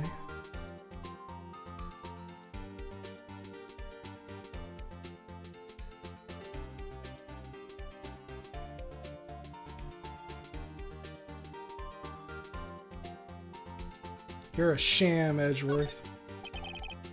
Mr. Edgeworth. I've heard there's nothing you won't do to get your verdict. What reason could you possibly have had to request a second autopsy report? Mr. Wright, the defense will refrain from personal attacks on the prosecution. No matter, Your Honor. Mr. Wright, say what you will. The evidence in this report is undeniable. Your Honor, I submit this report to the court. Understood. The court accepts the evidence. Well, Your Honor, the evidence strongly suggests the victim was identifying the killer. I suppose that's the obvious conclusion, yes. Darn! This isn't good. The prosecution would like to call its next witness. This poor innocent girl saw the murder with her own eyes. Let the witness, Miss April, may take the stand. Exactly what part of her is innocent? I got a few ideas on how I can grill this bitch. Witness, your name, please. April May, at your service. Jesus Christ. I'm sending your ass to jail. Order! An introduction should not require any reaction from the crowd. The witness will refrain from wanton winking. Aw, yes, Your Honor. This is not good. She's already captured the heart of every man in this courtroom. Tell us, where were you on the night of September 5th when the murder occurred? Gee, I was like in my hotel room. I checked in right after lunch. And this hotel is directly across from the Fay & Co. law offices. That's right, big boy. Please testify to the court about what you saw. Alright, listen closely, everybody. It was like 9 o'clock at night, and I looked out the window, you know. And then, ooh, I saw a woman with long hair being attacked. The one attacking her was the mousy girl sitting in the defendant's chair. Then the woman, dodged to one side and ran away. But that girl, she caught up to her and she hit her. Then the woman with the long hair, she kinda slumped. The end. That's all I saw. Every little bit to witsy. Stop winking. Well, Your Honor. I see. It's a remarkably solid testimony. I don't see a need to trouble the witness any. Wait, Your Honor. Yes, Mr. White? What about my cross-examination? I thought the witness' testimony just now was quite firm, didn't you? Mr. Wright, I do understand that you are Miss Mia Fey's understudy, will you not? You must know her techniques well. Her cowardly way of finding tiny faults in perfectly good testimonies. Hey! How dare you! Well, Mr. Wright, we cross-examine the witness. Yes, I'm doing it. Hello? I'll gladly proceed with the cross-examination. If only because I have a feeling Edgeworth doesn't want me to. She has to have some weakness. Very well, you may begin your cross-examination. She died the other day, dude. Not cool. Yeah, Edgeworth's kind of an asshole. It's like 9 o'clock, looked out the window, you know? Okay, that part seems fine. Saw a woman with long hair being attacked. One attacking was the mousy girl sitting in the defendant's chair. How do you know she was the defendant? Huh? Well, you know, she had a girlish physique. Women know these things. Look, I just know, okay? There was only one person at the scene of the crime with a short, girlish figure. The testimony is bulletproof, Your Honor. He's right. I question the testimony. Hold on a minute. That testimony stinks. What? Miss May, I'm willing to bet that... you're lying. Are you telling the truth? Did you really see the defendants? Mr. Wright, what's the meaning of this? Yeah, what's the meaning of this? Somebody tell me, because I'm clueless about this, I mean. Okay. If you had really witnessed my client, Miss Fey, or Maya Fey, you would have noticed her clothes before noticing her physique.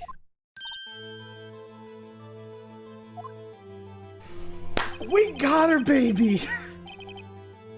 No one wears clothes like this on a daily basis, except her. And I'm no expert on fashion, but her hairdo looks far from normal to me. However, the witness testimony mentions neither of these things. The testimony is bogus. But... Still, we don't know if she was dressed that way the night of the murder. She was, Your Honor. I saw her, and so did Detective Gumshoe. What do you say to that, Miss May? Raw! What are you trying to say, you mean lawyer? I saw what I saw. I just didn't think all the trifling little details were necessary, darling. Miss May, the court would like to remind you to please omit nothing in your testimony.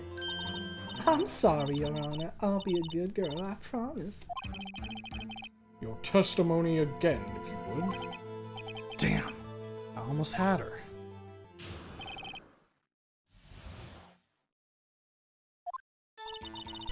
I did see everything, I did.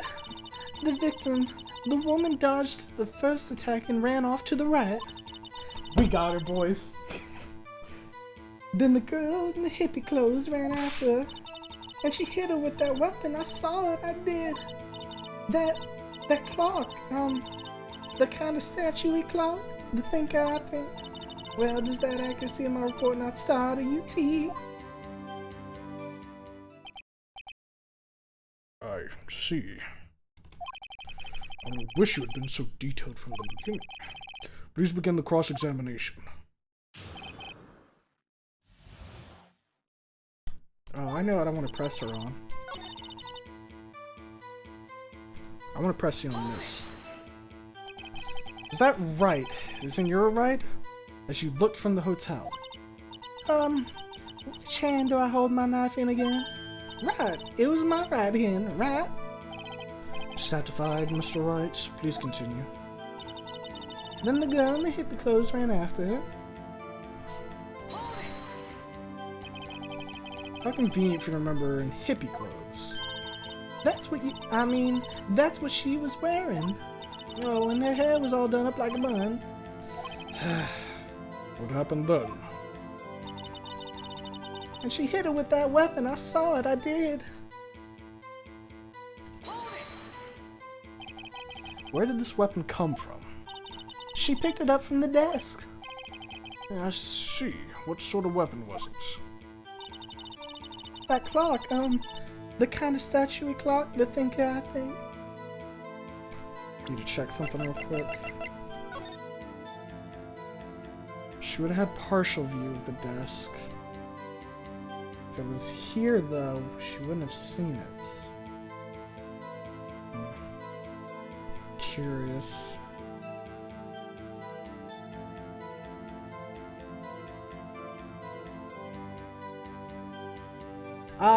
They don't know it's a clock. A lot of people seem to have been referring to it as a clock recently, so I don't think that's part of the details here. So this is definitely a murder weapon, we know that for a fact. The glass, there's nothing we can contradict her on at the moment, I don't think. Let's press her on this. A clock? Didn't this come up in another testimony recently? Well, don't look so sour, Mr. Lawyer. You can't win them all. No. I have a feeling I'm onto something now.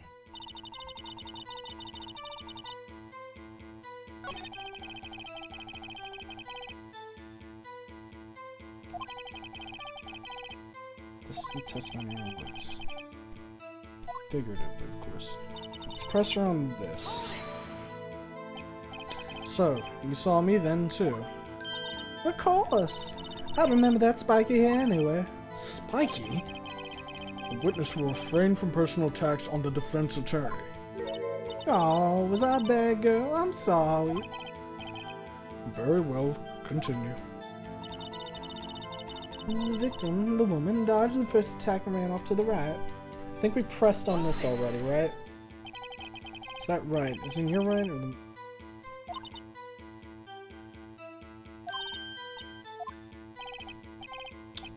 Yeah, okay. So, we've pressed as hard as we could. Autopsy report doesn't have anything to tell us. The cell phone doesn't have anything to tell us. The broken glass is going to relate to the floor plans. The question is, how do we weave it in?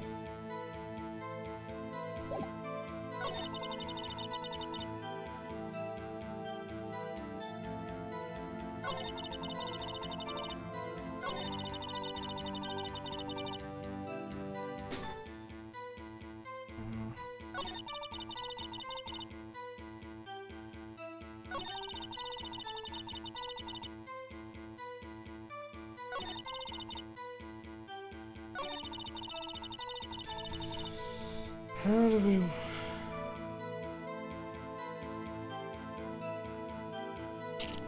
Yeah, that's what I'm thinking. I'm either thinking when it's the dodge or...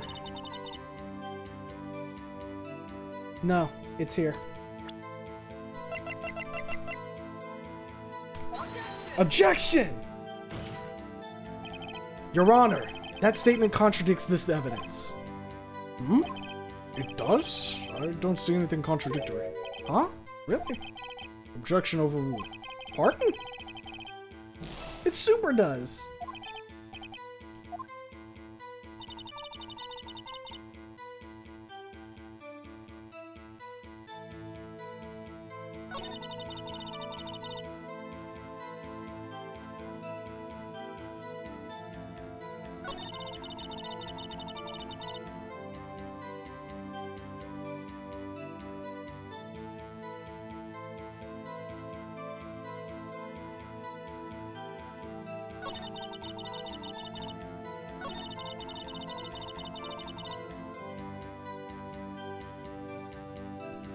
Let me press on this one again.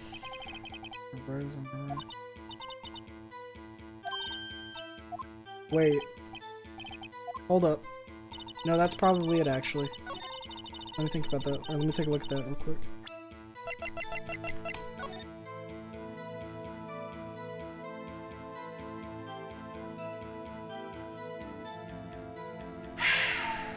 No, there's just... So I was thinking maybe there was something here that would have stopped her from going right, but that's not quite the case, is it? Shit.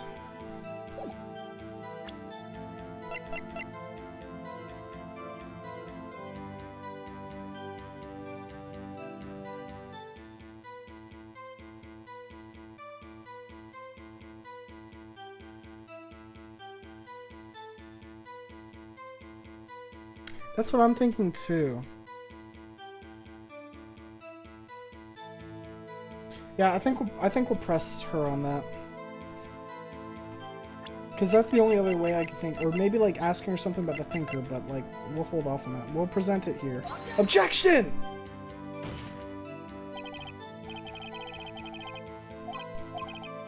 Nah, it's not gonna count. Damn it.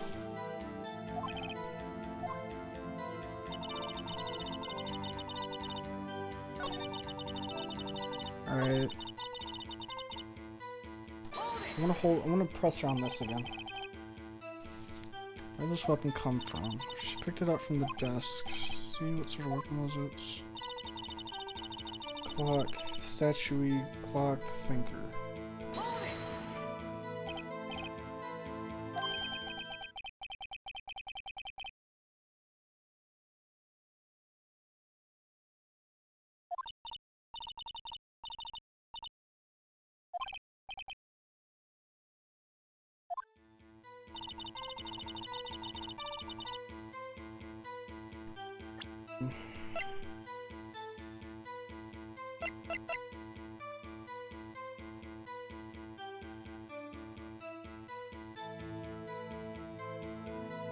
I guess let's present this. I don't know if this is right though. Oh, this looks like it might be some unique dialogue. Okay. Miss May, what you said just now was quite revealing.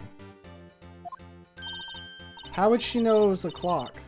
That's what that's what they're getting onto right there. There was no way she should know it's a clock. Yeah, so you were right, Jeremy. I'd seen people referring to it as clock recently, so I was thinking maybe that was just public knowledge. Revealing? Ooh, you'd like that, wouldn't you, naughty Mr. Lawyer? You just said that this statue of the Thinker was a clock. But there's no way of knowing that just by looking at it. What?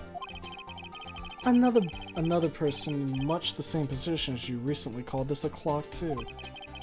And he was found guilty of murder. Order, order. Miss May, can you explain how you know this was a clock? Oh. The witness saw the murder with her own eyes. That's all that's important here. The defense is trying to confuse the issue with the trivial concerns. Yes, yes, of course. You will withdraw your question, Mr. White. But questions are all I have, Your Honor. And as you may recall, I've caught murders with these questions before. Well, only once. Objection sustained. We continue to question the witness. Whew! That was close. If you stopped me there, the trial would be over. Huh? What? So, what happens now? What happens now is you answer my question. How did you know it was a clock? What? That's... because... I heard it? Yes, I heard it say the time. So, you've been to the law offices of Fay & Co. No, hey, I didn't say that. Why would I go there? I heard it from my hotel room. The law offices of Fay & Co, where the murder took place, is very close to the hotel. She could have easily heard the clock. Well, Mr. White, are you satisfied? No, Your Honor. I can't give up now. I'm not satisfied because... it couldn't have rung. Your Honor, members of the court. It is inconceivable that the clock in question rang.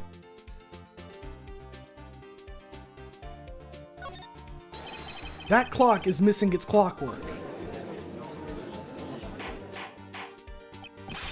How could you possibly?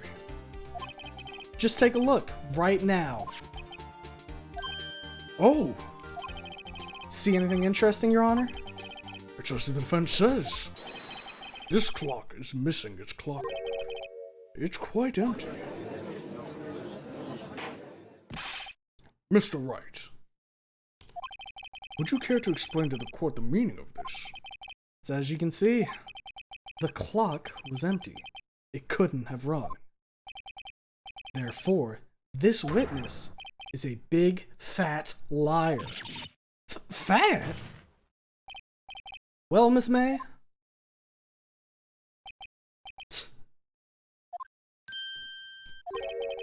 Quite a show you put on for us, Mr. Wright.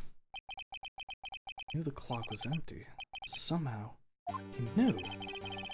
I'm afraid you've forgotten one thing, however. Indeed, the clock is empty. As you say, it can't ring. However, we must ask, when was the clockwork removed? If it was after the witness heard the clock, then there is no contradiction. That's true. That is a possibility. The clock might have been emptied after she heard it. And that is exactly what happened, Your Honor. Well, Mr. Wright, can you prove when the clockwork was removed? Yes, I can. Ho! Impossible, of course. I have proof. What? Wasn't it you who told me proof is everything? Well, I was listening. And now I'll show you the proof you like so much. The evidence that proves the clockwork was removed is... Take a look at this. Edgeworth can just say shit with no evidence himself. Yeah. Yeah, he can, motherfucker. That's a very cute cell phone. Oh, you have a girly phone. Wait, this isn't my phone. Listen, this is the defendant's cell phone, and it contains a recording. A recording of a conversation she had with the victim on the day of the murder. Order. The defendant's cell phone? This wasn't brought to my attention. Perhaps Detective Gumshoe overlooked it. The detective better remember he's up for evaluation soon. Gotta say, I'm starting to feel bad for the big fella. Let's hear the conversation.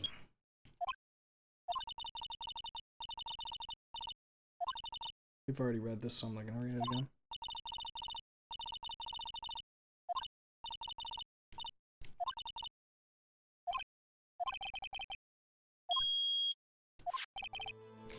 Your Honor, and I think this makes it clear the clockwork was already gone by the time this was recorded. Which was well before the witness even arrived at her hotel. Well, Miss May, would you care to explain this to the courts? Just how did you know that the weapon was a clock? Well, isn't it obvious? I saw that clock before. What store was that again? I go to so many. Oops, I forgot. Wink. So the witness had seen it before. That would make sense. It might, if it wasn't handmade. Does the defense have any objections, Mr. Wright? I absolutely do. The witness claims she has seen it before. But this directly contradicts a piece of evidence that I already submitted to this court. Well then, let's see it. Please produce this evidence that will prove the witness has not seen the clock before. Made by Larry Butts. I'd like to present... It's simple. This clock was never in any store, ever. What? A friend of mine made that clock. Only 2 exist in the world, and the one that isn't here is in police custody. Impossible. Everything is sold in stores. Miss May, I think it's high time you went shopping for a better excuse. Oh? Excuse is not on sale today. Oh.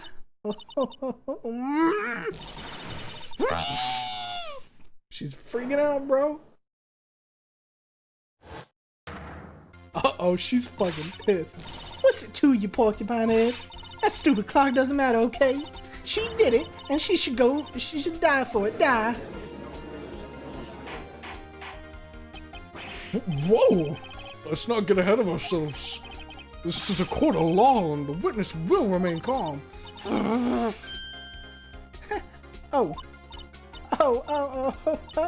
so silly me. Did I, like, lose it?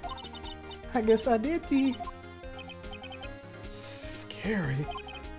Miss May, let me ask. Tell me, how did you know the weapon was a clock? Oh dear. Does the defense have an opinion on this behavior? Okay, this is it. Yes, Your Honor. Allow me to explain how I see the truth of the matter. Miss April May, you knew the weapon was a clock because... You didn't hold it, you heard about it. The witness had never held the clock in her hand. However, she had heard that it was a clock. She heard? That is correct, Your Honor. There is no other way she could have known the thinker was a clock. And I can show you the proof. Well, this is interesting. Let's see it then. Show me the evidence proving the witness had heard the murder weapon was a clock. Well. We do have a wiretap here, don't we, fellas? Have a look at this. Ah! Oh, that! I found this in Miss May's room. Mr. Wright, please explain to the court what this is. Miss April May, you were tapping the victim, Miss Mia Fey's phone, were you not? Oh. Your Honor, this is irrelevant. I'm not entirely sure that is. Objection overruled. It troubles me that a witness was in possession of a wiretap. This is outrageous. Does the defense truly claim that the witness was tapping her phone? Absolutely. Even if that was the case, which it is not, you still have to prove one thing. Did the victim ever say that the weapon was a clock on the phone? Can you prove that? I think not. Oh yeah? I think I can. It's simple. What? Here's my proof. The proof that the victim said on the phone that the weapon is a clock is...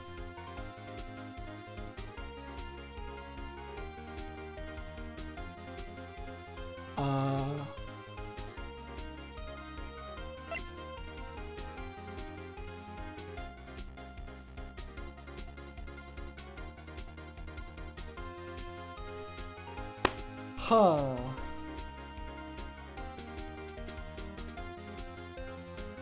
Proof that the victim said on the phone that the weapon was a clock is... What? Yeah, it's the tension.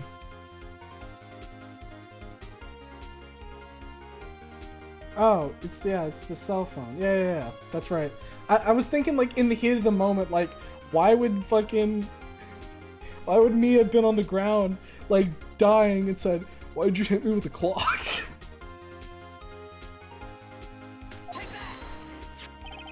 I present the defendant's cell phone. Yes, we've seen that. Listen once more to the conversation between the defendant and the victim.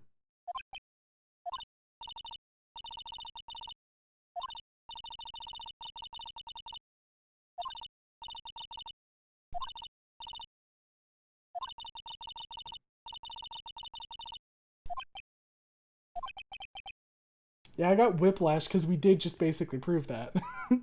Miss April May, you used a wiretap to listen to this conversation. That's how you knew the thinker was a clock. Am I wrong?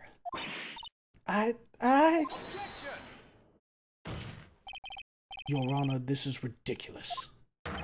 Your Honor, look at the witness's face. Does she seem amused to you? The defense demands an answer.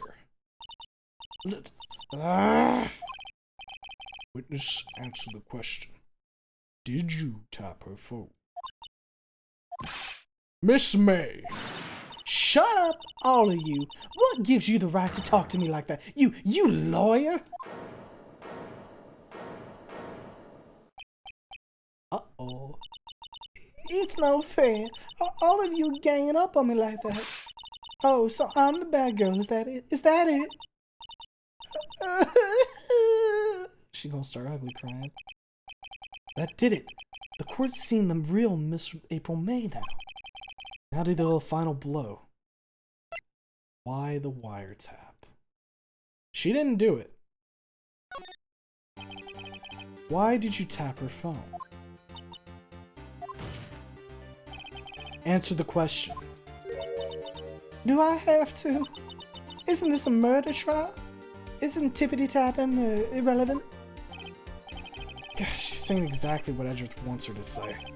Miss May, you were tapping the victim's phone. I hardly call that irrelevant. While this court does not condone the defense's tone of voice, he has a point. Well, Miss May, do you have an explanation for the court? Can you prove you had nothing to do with this murder, even though you tapped her phone? Ha! I'd like to see her pull that off. Mr. Lawyer, I saw that evil grin. You would probably think I'd like to see her pull that off, wouldn't you? Damn, she's good. Reminds me of a certain Joestar I know. Well, you're not the first man who's thought that. And of course, I can and will. You can't be serious. No way. Way, I say, way. Oh, and I assure you, I'm serious, Mr. Lawyer. Okay, so the killing happened around 9 o'clock at night. Why, that's just when I was getting room service from the sweet bellboy. Room service? Iced coffee, I believe it was. Iced coffee, you know? Like normal coffee, but cold. If you don't drink it quick, the ice melts and then you have regular cold coffee. Iced coffee? Think I'm making this up? Ask the bellboy. Ergo, the witness was not on the scene at the time of the murder. Ah, but Edgeworth, I was never accusing her of the murder. I can accuse her of being an accomplice, but not the murderer. It's fine. We're good. We're good, right? It's all good. So, where does that leave us? It is my great displeasure to inform you that the witness appears to have been tapping the victim's phone. However, that is a separate crime with no bearing on the current case whatsoever. Her testimony stands. She saw the defendant, Maya Fey, commit a murder. No, they're gonna let her walk they're just gonna let her walk away? Literally, her testimony was that she saw the murder. And she's been lying consistently. Her whole testimony just gets thrown out the window. What is this kangaroo court? There's no way I can win this unless I tie Miss May to the murder somehow. Well, does the defense have anything to say? Well, come on, think of something.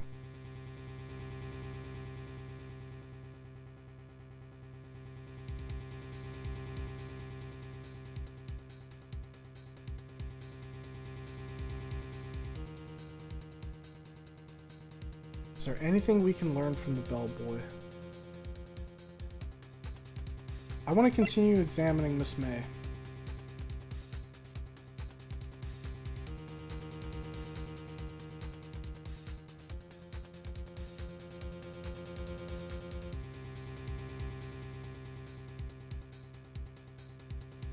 But I feel like this is going to lead nowhere. Let's see, what can we...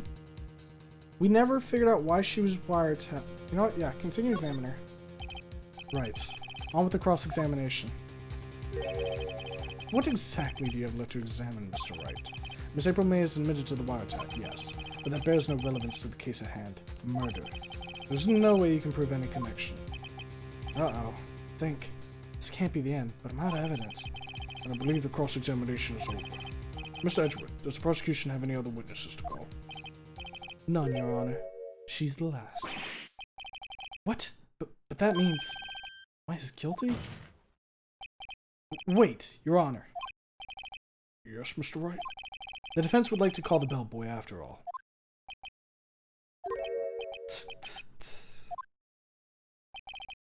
As I thought.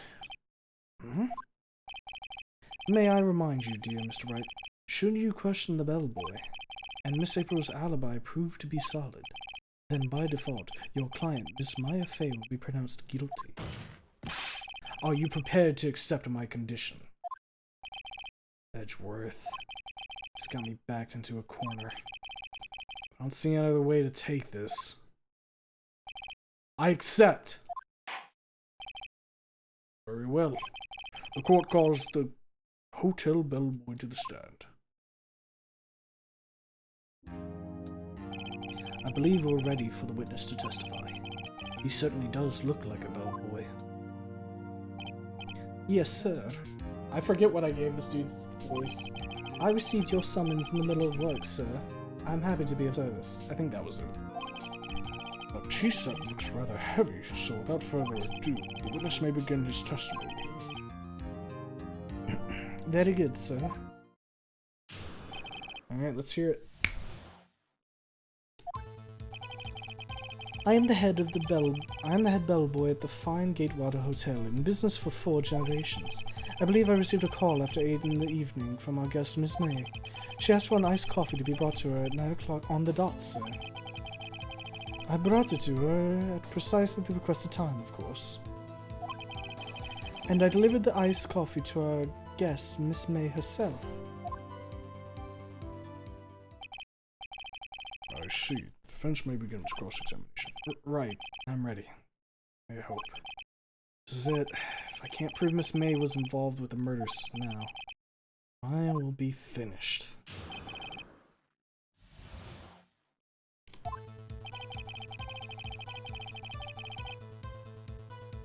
We're gonna press him on everything. What exactly does he do at the hotel? Why, anything required of me, sir. I check in guests, I check out guests. I clean rooms, I make beds. I even deliver room service, sir. I check Miss May in personally. Are you always so prim? Mr. Wright, you will refrain from asking frivolous questions.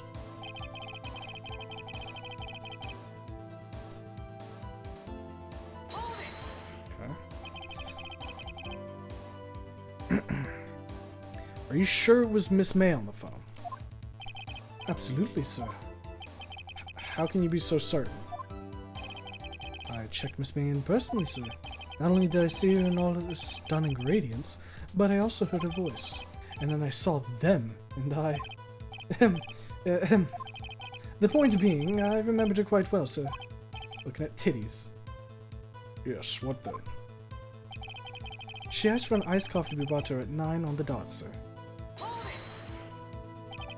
9 o'clock on the dot, you say? Yes, I confirmed that detail several times. She was watching a program on the TV and wished to drink after she finished, sir.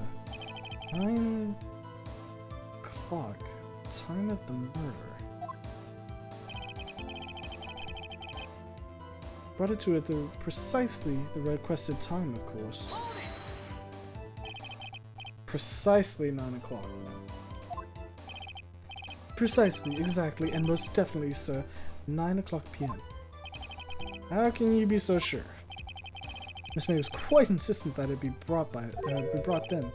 Oh well, boy, teehee, I'd like iced coffee at exactly 9. Something like that, sir.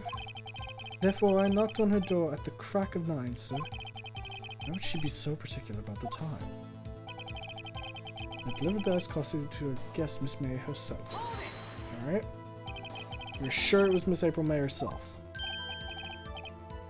Absolutely, sir. Absolutely? Yes, sir. As in, so very absolutely, sir. It's an endearing mannerism of mine. How come you're so very certain? Well, when I brought the room service, the guest, favored me with, an embarrasser, sir. Embarrasser? Is that French for embrace? It's French for kiss, but not a French kiss, more of a pick on the cheek. When was the time of murder? I believe it's 9 on the dot. Why would she have done that? I believe perhaps she was momentarily swayed by my prim demeanor, sir. It was a moment I shall never ever forget, sir.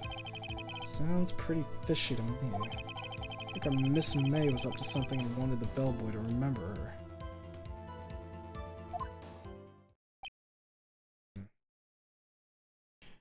It's not... Technically, he could have seen the murder, but the thing about that is if he didn't go into the room and he just got the kiss at the door and gave her the coffee, he wouldn't have seen it. So we can't press him on that. It would be conjecture. It's no good. There's nothing there. Is that it? Tisk tisk. Finally, you understand. This bellboy has absolutely no reason to lie. Now, if you have any decency, you will end this rather tedious cross-examination here. It was a bit tedious. The witness may leave the stand. I can't let this happen, can I? Protest. Wait! Please, wait! Yes? Does the defense have something to add? One last question. Let me ask one last question. Your Honor, I must object. The charade of justice has gone on long enough. Now, Mr. Edgeworth. Alright, Mr. Wright. I'll give you one more question. That's all. Okay. This is really it now. This is my last chance. What do I ask him about?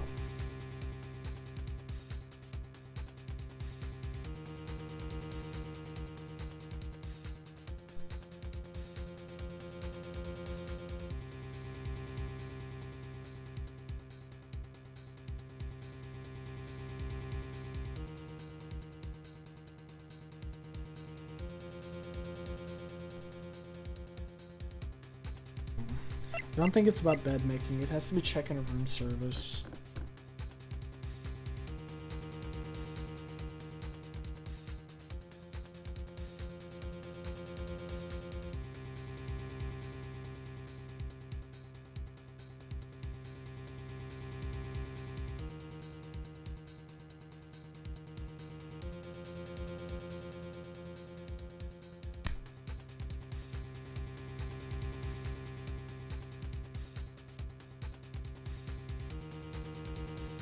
ask about the service. Tell me again about room service. Again, sir? At exactly 9 o'clock, I delivered room service to Miss May in room 303. I guess I requested iced coffee. $18 was the charge, as I recall. I see. Hmm? $18? Doesn't that seem a bit expensive? Yes, well, iced coffee for 2, you know. We don't skimp on the ice, sir. Hold up. Iced coffee for 2. What did he say? What did you say? Rather, quite. Bellboy, tell us the truth now. Was someone else staying in Miss May's room? I object. That was objectionable. Objection overruled. The witness will answer the question. Yeah, I'm seeing this. It's Steam pop-ups. Here, give me 1 second. Let me see if I can turn it off real quick. I'm gonna go just BRB real quick.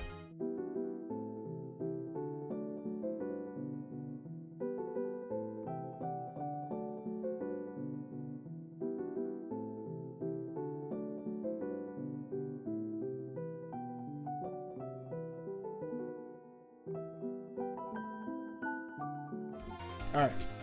Yeah. I'll have to disable them for the next stream too. I noticed that they were actually popping up, but I thought like maybe not a punch on what happened in the stream. I was a little wrong. That's fine. Yeah, kill him Delta in the middle of the tense courtroom. It happens, you know, we have to take a little bit of a break. Okay. Yes, I see. Why did you not mention this in your testimony? Well, sir, you didn't ask. Nice try. That's the sort of thing you're normally supposed to mention. Ah, yes, quite. Indeed. It was the good barrister there, Mr. Edgeworth, who... Hmm? He asked me not to mention it if it wasn't specifically asked, sir. You fool! I've done it. I've won. Miss April May checked into a twin room with a man, correct? Yes, sir. See, that's what I would have asked next about the check-in. Now they all know how corrupt I am. Yes, sir. Then, when you brought them room service, you didn't see that man in the room. That's right, sir. Your Honor, we have just learned of another person involved who may have been the murderer. In light of this new fact, I hold that it's impossible to judge the defendant. Wouldn't you agree, Mr. Edgeworth? And who, Mr. Wright? Who is this other person? Simple. It was...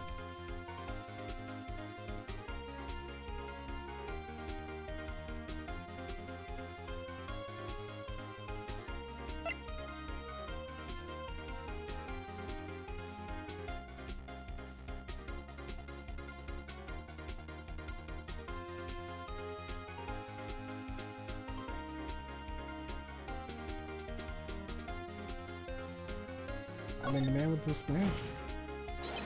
The man who checked in with Miss May. Your Honor, as has been previously revealed, Miss April May was tapping the victim's phone. Yet Miss May herself has an alibi at the time of the murder. However, that does not clear the man that was with her. The bellboy saw no one else in the room at the time of the murder. My, what a convenient little setup. But it's too late. Too late? I suppose you'd like it if it was too late, wouldn't you? After all, it was you who hid the presence of the other man from this corpse. Ugh! Upstart, amateur. These accusations are ludicrous. Enough. The court acknowledges the defense's argument. I expect the prosecution and defense to look into this matter fully. Am I understood? Yes. Yes, Your Honor. That is all today for the trial of Maya Fey. Didn't they say Edgeworth hates crime? He does, but he also will do anything to get a verdict. Court is adjourned.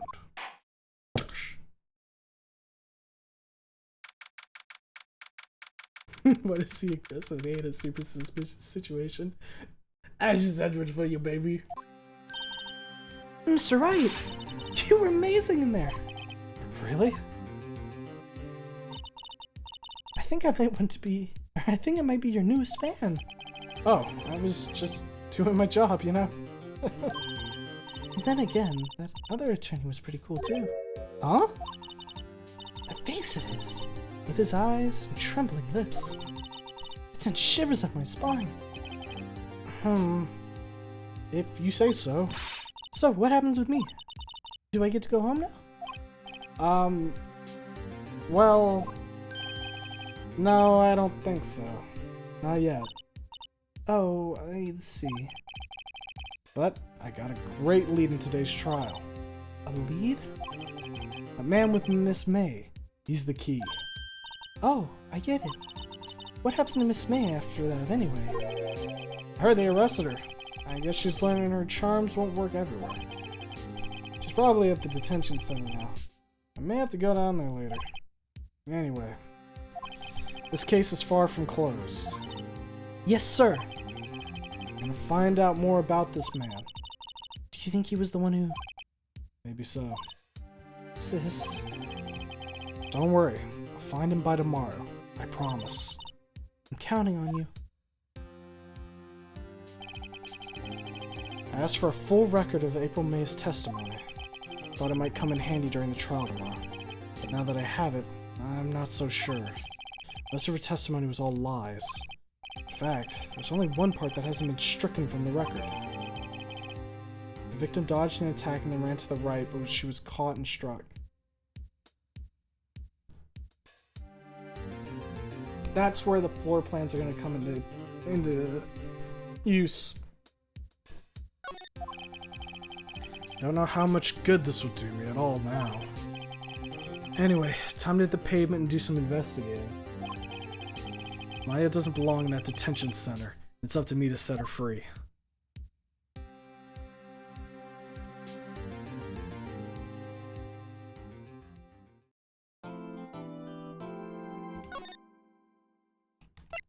That wouldn't be a terrible time to end, but I feel like we have to do the full trial. We have to get it all done.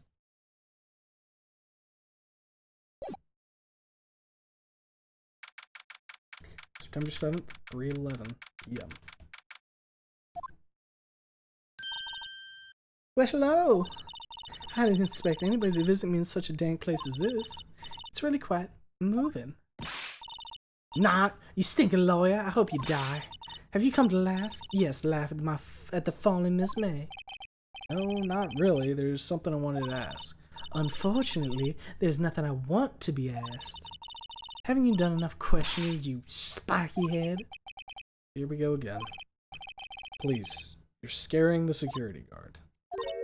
So, what did you wish to ask me then, For starters, how did you get to be so totally whacked?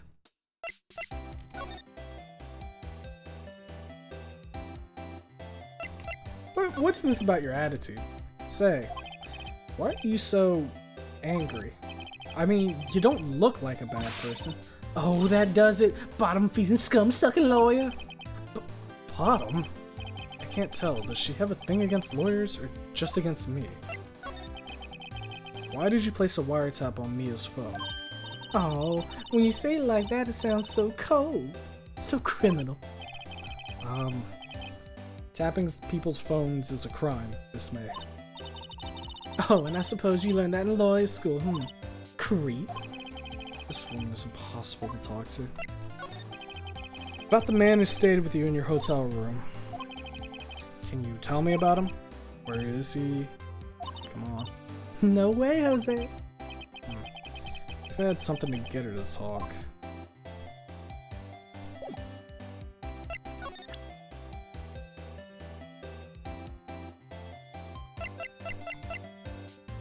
I guess we can present the wiretap. Maybe she'll say something. Hey, guess what?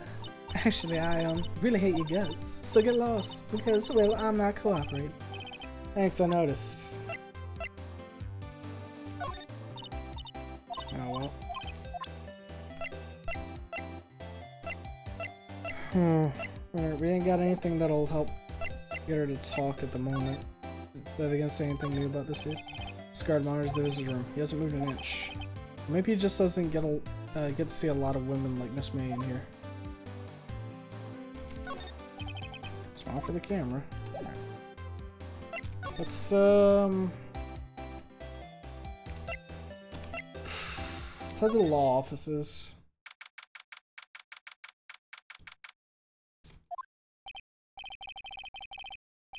Where's the painting? Maybe he's avoiding me for some reason? Wait a minute. What's this? Photos? There are two lying here. Something's been written in pencil in the backs. Deal 6 incident. Exhibit A. Deal 6 incident. Exhibit B. Let's take a look at these. I'm sure I've seen this person somewhere. Perhaps I'll borrow this photo. I'm sure I know it's just one little photo. That's the Fae Mother. It might be a valuable clue. I'll take it for now.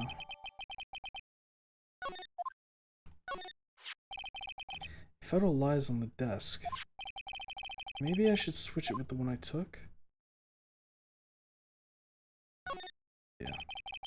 I'll swap them.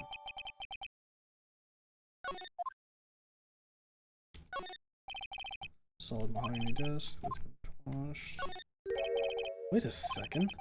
Wasn't there a giant painting hanging on that wall? Yeah. It was a painting of...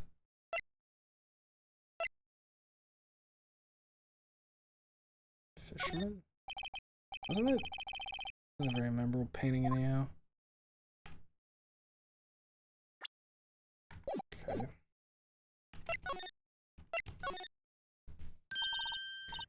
You again? Can't you take a hint and stay gone? Hey, the only reason I'm back here is because you won't talk to me. Oh, so it's my fault now. You don't just have spiky hair, you also have a spiky heart. That does it. When this case is done, I'm shaving my head.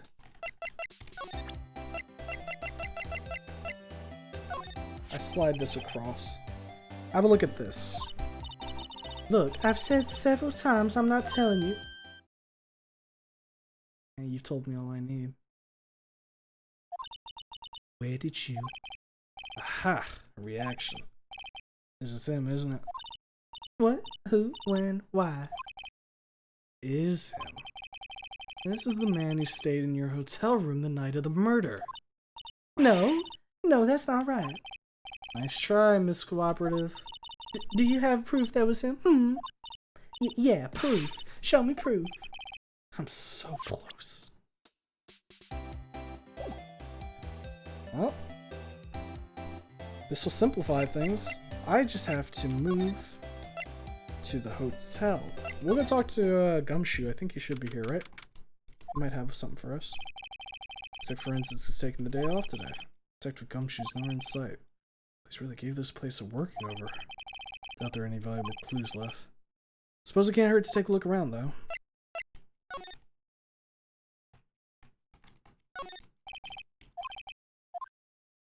Guess I'll have to water it now. Sky's blue and so am I. There's that hotel right across the way. Yeah, I don't think we're getting anything out of here. Alright, let's go to Gatewater Hotel.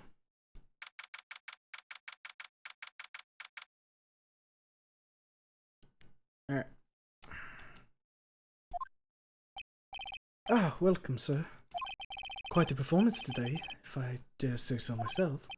Oh, thanks. Sorry for putting you on the spot like that. No, not at all. Your outfits today can only help the Gatewater's rep, as they say. Huh? Rep? Yes, our reputation will swell as the hotel where the murderer used a wiretap. We can charge a premium for the room, of course. Is this supposed to be like a joke about Watergate? It's supposed to be a joke about Watergate, isn't it? It would be great for business, sir. Whoa. Smee hasn't been charged with murder. I, too, would become famous. The bellboy who brought the murderer iced coffee. Why do I feel like we're both stuck in the same bad dream? So, you are honored guests. Please let me know if there's anything I can bring you. Well, first thing, let's talk. Miss May. About Miss May. Oh, her? Sir, not to boast, but I knew the moment I saw her. She'd do it, I said. Do what? Starting to think the most suspicious person here is this guy. The man with May. Wanted to ask you about the man who's with Miss May. Ah, yes. He struck me as a real lady killer, if you'll pardon the expression. I knew it from the moment I saw him, sir. He and I are of the same ilk. We both carry the scent of danger. There we are in total agreement, Mr. Psycho Bellboy. If you had a photo of the man, I'm quite sure I could identify him. Photo. Could you tell me about this hotel? Absolutely. And on that subject, I have an excellent idea, sir. Currently, this hotel is known as the Gatewater. I propose that we add a subtitle. A subtitle? The Gatewater Hotel, Murder Manor. Well, what do you think? Sounds great. Whatever floats your tea set. Sir, I'd like you to take a look at something. I slide the picture across. Take a look at this photo. That's him, detective. I'm the lawyer. Oh, I know that. I just wanted to say detective once. You know how it is. No, I don't. Without a doubt, that is the man who checked in with Miss April May. How about I write an affidavit swearing that that's him? An affidavit? This guy is way too excited about this. Yep, have him write it. Oh, sure, why not? Yes. I've always wanted to write an affidavit, sir. From henceforth, I will be known as the bellboy who swore the affidavits. Just hurry up and write it. Bellboy's affidavit. Miss May can play dumb to this. Nice. Alright, thank you for your cooperations. That'll be all. I have another person to pay a visit to. Hey, you wanted evidence, right? I slide this through. Could you have a look at this? What's that? The bellboy's affidavit. Tells us everything you saw. Such as the man you checked in with. Who was most definitely this guy. Now I'm getting somewhere.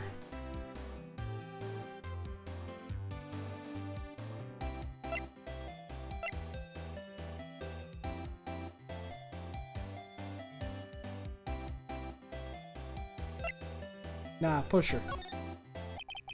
This is it. All or nothing. Time to do a little bluff. No use playing dumb. If indeed that's an act. If you don't talk, I'm taking this info to the press. What? Even though he should have been witness to murder, your little friend was missing. I'm sure the press would have a field day with his reputation. Oh, fine, I'll talk. You win, lawyer. Yes. Man, that felt good. It's great to be alive. Why are you pumping your fist in the air? Now tell me about the man you were with. That man, he's my boss. Red White, the president of the information gathering conglomerate, Blue Corp. Red White? Information gathering. Well, I suppose you could call it a detective agency. So this is the man that was with you the night of the murder. I'm scared to talk. I don't want to end up like her. It's okay. I'll just ask Mr. White myself. Or himself. Can you tell me where Blue Corp is located?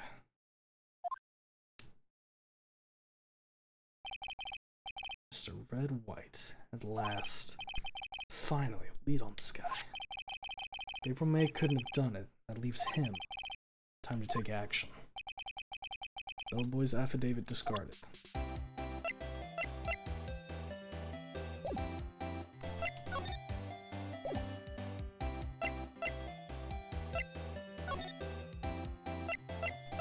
Well, swing by here real quick. Bellboy seems to be out. Huh? Sound of water coming from the shower. La-dee-dee, money making, I got the money making blues. Someone seems to enjoy washing the showers. Anything else from here? Screwdriver's still stuck in the drawer. Better not touch it. No telling what the bellboy would do to me. weather again today. Bottle and 2 glasses, but not touch them. Okay. We can leave here. Let's go. Just. Yep. Rapid fire to each place, make sure nothing's changed. Alright, this is getting ridiculous. Where the heck is that loafer? Ah, that old familiar clearing of the throat. You good? Hello, Mr. Grossberg. Well. You're quite the thing, my boy. Excuse me? The trial. Is there? Reminded me of myself when I was youth. I guess something got passed down through Mia. Maybe? Brings back memories, it does. Ah, the days of my youth. With the scent of fresh lemon, you see. I apologize. It was all a bit too much for me, my boy. Seeing you today, well, I appreciate the reminiscing, but I'd much rather you gave me some information. Talk about today's trial. So you came to see the trial? Yes, I did. Something was bothering me all last night, you see. I couldn't get a wink of sleep. Really? What was that? Well, you see, it's just Mia's sister, that poor girl. My boy, I owe you my thanks. Truly. I don't know what I would have done if things had gone poorly for that girl. If you were that worried about it, why didn't you offer to defend her? I asked before, but why did you refuse her request for defense? I think I have a right to know. A right, Mr. Wright? No, I'm sorry. It's just, I need more time to think about it, my boy. He does seem troubled about something. Maybe I can find something that will inspire him to talk. The other day, I'm sure there was a big, pretentious-looking painting on that wall. Pretentious looking? Well, you know, the one I mean. Anyway, where did it go? Yes, well, I got rid of it. Quite tired of the thing, really. I sold it, you see. Yes, that's right. Sold it? I'm not sure I buy that. Wasn't that painting rather important to you, sir? Did something happen? I don't see how it's any of your business. Please, speak no more of that accursed painting. I didn't...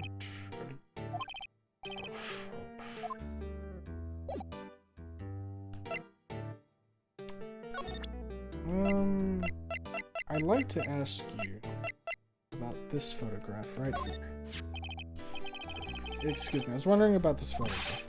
Where did you get that? Give it back at once. I'm sorry to have taken it without your knowledge, but I have to know, who is this man? He was most likely in April May's room during the night of the murder. What's that you say? Are you quite sure, my boy? What has him so flustered, I wonder? I beg your pardon, but I must ask you to leave. I need to be alone. Huh? He's fallen silent as a stone. A rather large stone. Guess I should return that photo. Well, I think it's time we pay Blue Corp a visit. Interesting.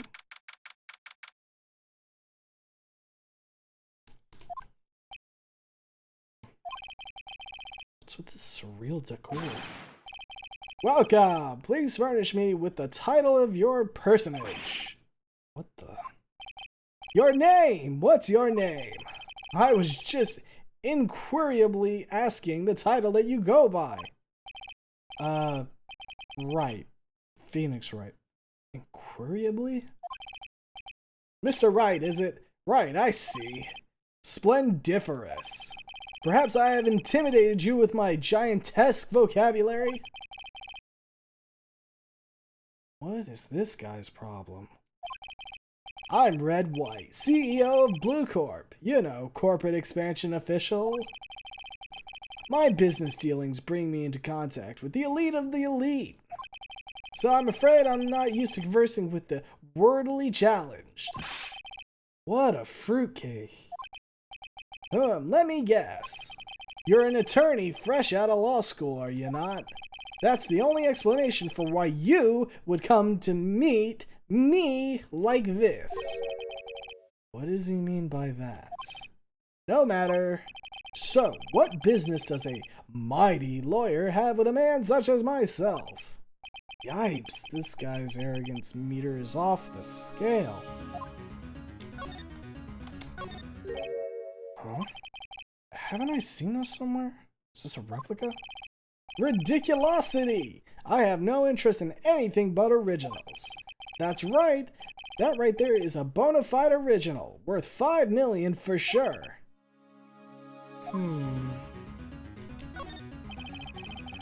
Impressive lineup of trophies. Judge's Special Runner-Up, Best Participation, Judge's Cooperation Award, Special Good Try Prize. The words judges and special kind of stand out. Statue of Man holding up the world. The Blue Corp sign certainly stands out enough. Model for the man is, of course, Mr. White. Truly a work of art, but probably too beauticious for you to appreciate, correct?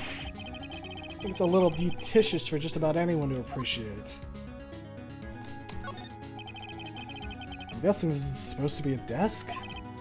My, this is quite the thing. It is modeled on my body, you see. Well, does its sleek roundature not inspire you? This is the top floor of a 20-story building. View is quite presidential. I think I'm done looking around. Let's talk. Let's get to brass tacks. Miss May is an employee of Blue Corp, is she not? Correct! She was my secretariat. What a shock it was to hear what she has done. What she has done? You mean the wiretap? Indeed! She's paid to answer phones. Tapping them is not in her job description. She does gather info for us as part of her duties. But I assure you, we do not condone illegal methods. It is ineffable that she would do this. Sounds like he's trying to turn Miss May into a scapegoat. On the night of the murder, were you in April May's hotel room? Who can say? I seldom pay attention to mundane details such as time and place. My motto is, don't worry, be happy. Still, Mr. White, the hotel bellboy has stated on the record that he does remember you very clearly. No matter, the bellboy can say what he pleases. I still won't talk to you. If you want me to speak, put me on the witness stand. Although I doubt you'd be capable of doing that. Raises a good question, actually. Why didn't the prosecution call him as a witness? He should have seen the same thing as April May. Oh ho ho! The police, the courts. To me, they are mere toys. Playthings for my amusement. Alright. That's like villain talk. What kind of company is Blue Corp anyway? Ah, excellent question. We buy and sell various kinds of information. We are a company of the future. You might say we are the future. Sell information? In just 10 years, I built this business up into the grand office you see now. Ah, in case you were wondering, Blue Corp was named after the color blue. I, Red White of Blue Corp, as founder and CEO, named it so. And why, you ask? Because I like the color blue, of course. Fantabulistic, is it not? There's something that's been bothering me. Yes, what might that be? That big painting over there on the wall. Where did you get it? Say, where'd you get that painting? No idea. I forgot. I've seen that painting before. Yesterday, in fact. Why do I find that painting here today? Mr. Wrong, was it? Right. It appears you do not fully grasp your position here. I ask again, who are you? A lawyer. No, my feeble friend, a mere lawyer. Worth nothing. Zilch, zippo, nada. Just like that sorry excuse for an attorney, Grotty Burger. What?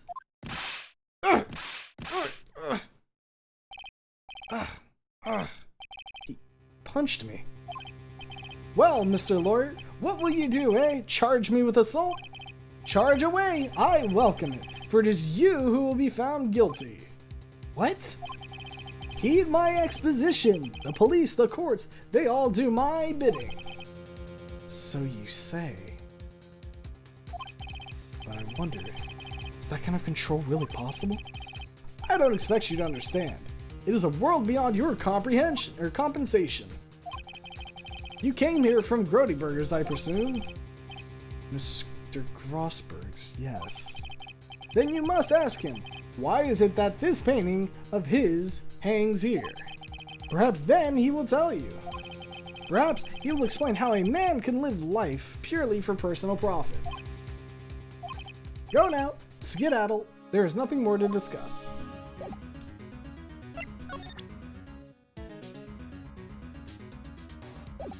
If only we'd been using the fucking wiretap, that'd have been hard evidence.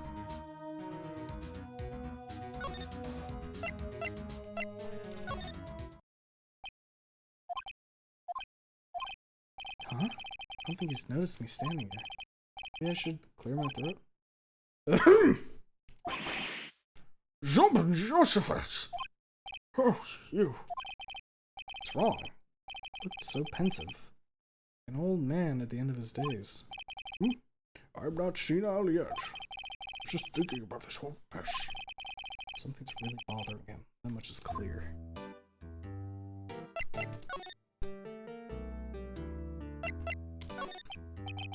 Get to it. So, I paid Blue Corp a visit. Oh, I see. Mr. Grossberg. I have to admit, something has been bothering me. Oh, is it? Well, out with him, my boy. You see, it's just...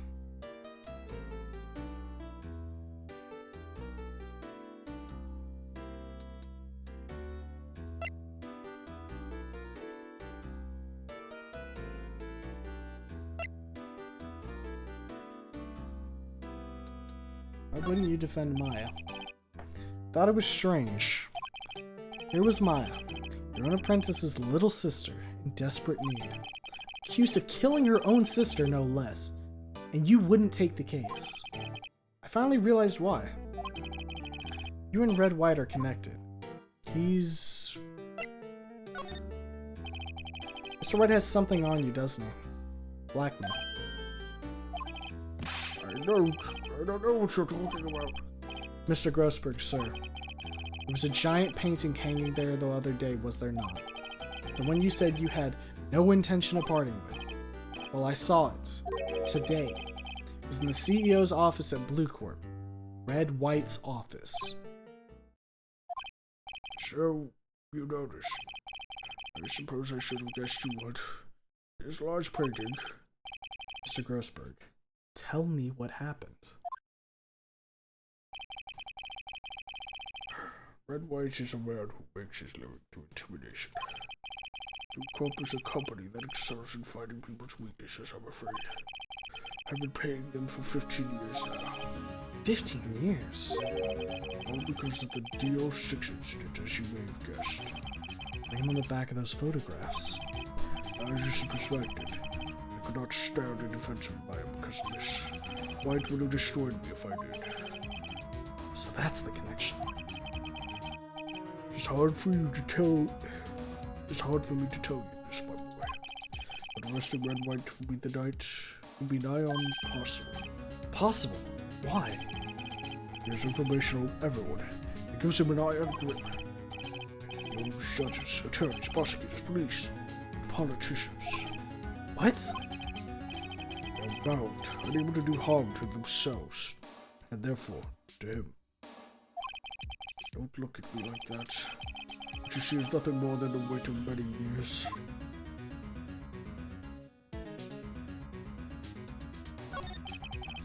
What is the DL6 incident? The old six is nothing more than this sort of code the police gave the case. 20 years ago now, I received a request from a medium, a spirit medium. Medium? Her name was Misty Fey. Faye. Indeed, she was Mia's mother.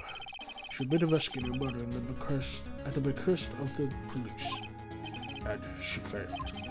As a result, the police called her a fraud. This is what Maya was talking about the other day. I did all I could for her, and in the end, cleared her of wrongdoing. That murder case, however, remains unsolved to this day. That case is the Needle 6 incident. But why were you blackmailed over this, Mr. Grossberg? The Needle 6 incident was top secret at the time. It made sense. The police didn't want people to know they were using a medium. They couldn't let people know. But one person found out. I told him. You told White? He offered me riches, which is an embarrassment to me now. Whenever I talked, the police were mocked far and wide. In secret, they began looking for the one who sold them out. Of course, White heard about it, and came to me. And this time, the offer was blackmail. I see. White controls the law of this country as he sees fit. And if you would still challenge, have a close look at Mia's office. His office? She followed his every move for years. She may have recorded something that she's found. I think I'm right to know. Right, Mr. White. Okay, we basically already asked about all this, so... Alright, we got our tip to go check out the Fey and Co. law offices. It's funny looking in this room. It seems so normal. Hard to imagine a murder took place here. Mr. Grossberg said there would be clues. Maybe I should have another look.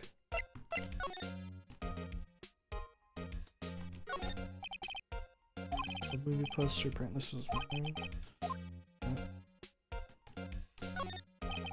Mia's desk. Perfectly clean as always. Assuming maybe in here. All the cases the chief ever worked on are filed here. They're in alphabetical order. Let's take a look. Which file should I look at? Let's look at AI. Let's see if there's recorded A record. This file that catches my eye. A, B, C, A, B, F. Misty Fey. That's me and Maya's mother. Should I take a look? Read it. I have tarnished the Fey name, leaving only these words: my mother vanished. I was determined to find the ones who had made my mother blame herself in this way. Using the power that runs in my family, I held an audience with the dead. Finally, the names of two men surfaced. One was Marvin Grossberg, a lawyer who sold my mother's information for riches. The other was the man who sold the information to the press. This parasite makes his fortune on threats and coercion. His name is... Record stops here. So Mia knew Grossberg.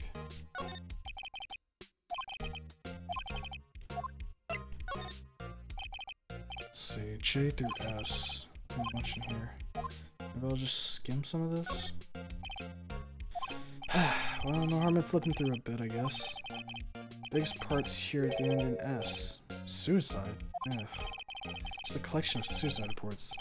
Politician, policeman. There's writing on most of these in pencil. White? This is Mia's handwriting. Wait, I get it. Mia thought he was involved in these suicides. White drew them all to... I can use these newspaper clippings. Let's find the most disturbing one.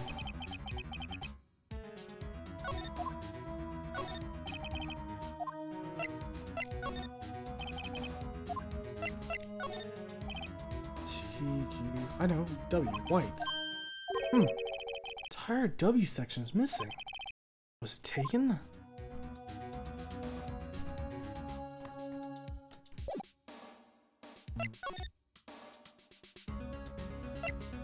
Take a detention center. Apparently Miss May is in questioning. Doubt they'll let me talk to her today. Alright.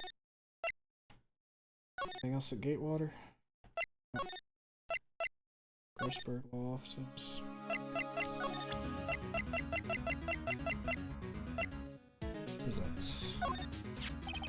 I found this in Mia's files. Well, she was investigating Red White as I expected. Well, if you wanted to challenge him, we could present this in court. Not a bad idea.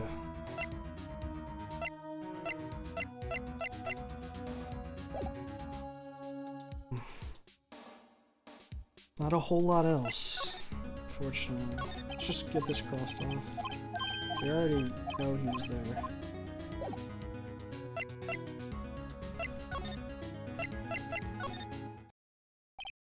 Well, aren't you persistent? Sorry, but there's something I have to ask you. Mr. Lawyer, I really hate having to repeat myself, but it seems the message has not penetrated your thick skull. Stop bothering me! If you try my patience further, I fear a nasty accident may occur. Do I make myself clear? Transparent.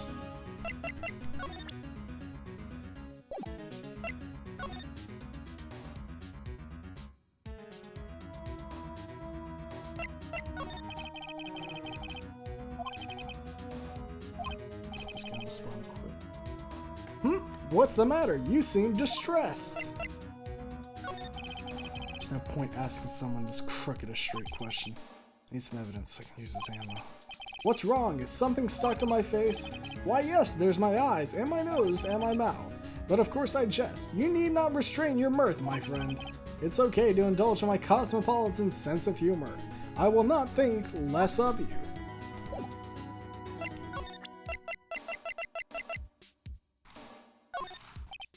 This is the only clue that Mia left me. Better make this one count. Mr. White, see this? It's an article describing the suicide of a politician. He was embezzling secret government funds. Then, one day, word got leaked to the press. The very next day, he took his own life. And this concerns me how? I found this article in Mia's office. Miss Mia. She had a file filled with articles like this. And one of them was labeled with a single word. White. Mr. White, I know what you did to this politician.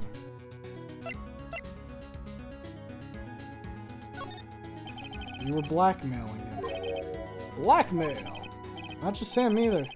You were threatening and coercing hundreds of others. You were involved in all of the suicide cases that Mia investigated. This company is built on blackmail. I'm right, aren't I? What a bizarre accusation! Mr. Wrong? What is it that you should be doing now? Investigating me? No, no, no, I think not. You should be searching for the one who killed Miss May, or Miss Mia. Secretary's office, hello? Mr. Wrong will be leaving now. Yes, sir, I'll send someone right away. Wait a second, Mr. White.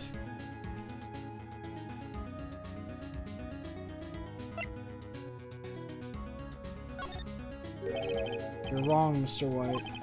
Excuse me? What I should be doing now is going after you. Just what are you insinuating? Mia was onto you. She was keeping tabs. For this reason, you had April May tapping her phone. Then, Mia was murdered, and all the documents about you mysteriously disappeared. So the culprit would be? Even a child could work it out, Mr. White. You did it.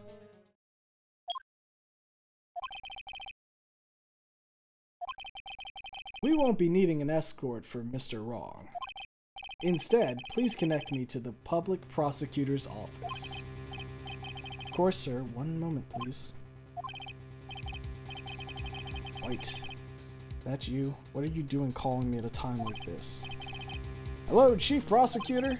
I've changed my mind. I want to testify tomorrow. What's this about? The Mia Fey case. I witnessed the murder, you see. And thus, as a very important witness, I would like to testify. What? Why now? I thought you said you didn't want to go to court. Quietude! I told you I changed my mind, didn't I? Oh, and one other thing. Send the police over here right away. The man is standing right in front of me. He looks dazed, but could be violent. What? What man? Are you even listening? The executioner, the hatchet man, the liquidator, the killer man. What?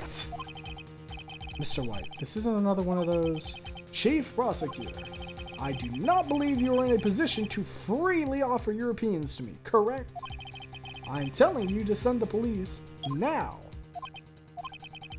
Did I not tell you, Mr. Wrong? You are a mere lawyer, and as was Miss Mia. How dare you? I'll point the finger at you, and you will be tried as Miss Mia's killer. The case is as good as settled. No lawyer of any worth will defend you. I have friends in the local lawyers association, you see. You'll be given a lawyer so stupendously inept that they will make even you look incompetent. I feel faint. Detective Gumshoe reporting, sir. Ah, Butts, Harry Butts. Right, actually, Phoenix Wright, and my friend's name is Larry. Oh, right. Sorry, pal. Butts was that murderer, right? Detective Gumshoe, I present to you the man who killed Ms. Mia Fey. What? Take this despicable human being into custody. Farewell, Mr. Wrong. September 8th, 3:37 p.m. Detention Center, Visitors Room. Can't believe it's only been a day since the first trial. Trial begins tomorrow. White's gonna set a trap for me. Prosecution will be in on it, of course. Edgeworth included. Attorney was assigned to me by the state yesterday. I refused. Had an idea. Yeah, at least Miles off the hook. Mr. Wright! Mr. Wright!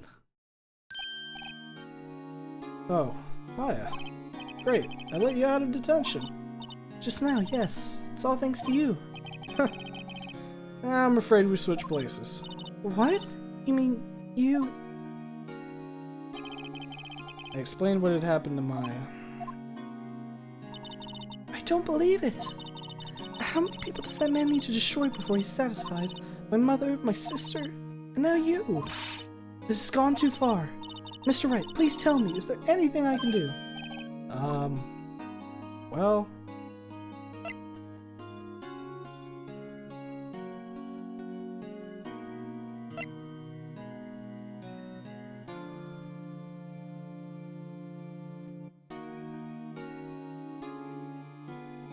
cheer me on. Well, you could cheer for me in court. Cheer for you? You mean, like a cheerleader? Huh? Yeah, I like that. Alright, leave it to me. Huh? I better go get a uniform and some pom-poms. Wait. What? I'm kidding. It was a joke. No way. Oh, really? I was kidding, but thanks. It's good to know you're on my side. There really isn't anything you can do for me anyway. But I can't just sit here and do nothing. I've got to give that man a piece of my mind. Just a piece? Okay. Then come to the trial tomorrow. Okay, I'll be there. I'll show them a thing or two. Oh, I'm so gonna, like, I'm gonna get really into the part where we start tearing Mr. White a new one. Times may change, yet with crime, it's the same old story. In fact, it's gotten worse. Lengthy court proceedings are no longer realistic. Beginning a few years ago, a limit of 3 days was put on initial court trials. Almost all finished in a day, most with a guilty verdict. Never thought I would end up in the defendant's chair myself for this case. The true culprit appearing as the star witness. This is it. Tomorrow, it's me or him.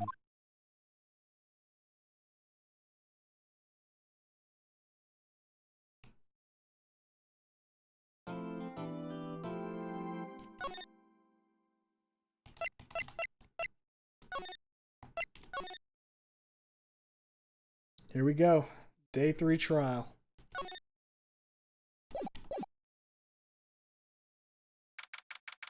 September 9th, 9:52 a.m. District Court, Defendant Lobby, number 1. Well, I guess this is it. Yep. One way or another, this case gets decided today. Ah, Phoenix, look! Prosecutor Edgeworth. I received a call from the chief prosecutor's office yesterday. I was told that whatever Mr. White says today, it will be the absolute truth. No matter how you try to attack his testimony, if I raise an objection, I have it on good faith that the judge will listen to me. What? Does White have the judge in his pocket too? So, you're saying I'm gonna be guilty. End of story? I will do anything to get my verdict, Mr. Wright. Anything. Why? Why? How can you torment an innocent person like this? Innocent? How can we know that? The guilty will always lie to avoid being found out. There's no way to tell who's guilty and who's innocent. Maybe the guy who's like very obviously got everybody in his pocket might be guilty of something, but that's just me, Edgeworth. All I can hope to do is get every defendant declared guilty. So I make that my policy. Edgeworth, You've changed. Phoenix, you know it? Don't expect any special treatment, Phoenix Wright. Phoenix? Well, court will be starting soon. What? Wait, your defense attorney isn't even here yet. They're not. I'll be defending myself. What?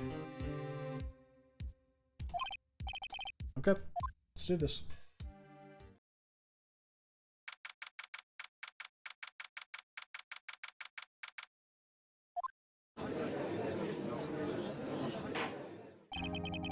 Court is now in session for the trial of Mr. Phoenix Wright. The prosecution is ready, Your Honor. The defense is ready, Your Honor. Mr. Wright, are you sure you're up to doing this? Yes, Your Honor. I'll be defending myself. Understood. Very well, Mr. Edgeworth. Your opening statement, please. As the details of the event are already quite clear to the court, today we will hear the testimony of a witness to the defendant's crime. I see. The prosecution may call its witness. That went far too smoothly. Why didn't the judge ask Edgeworth why his witness didn't testify before? It's like he already knows why. If anyone's gonna raise an objection about this, I suppose it's me.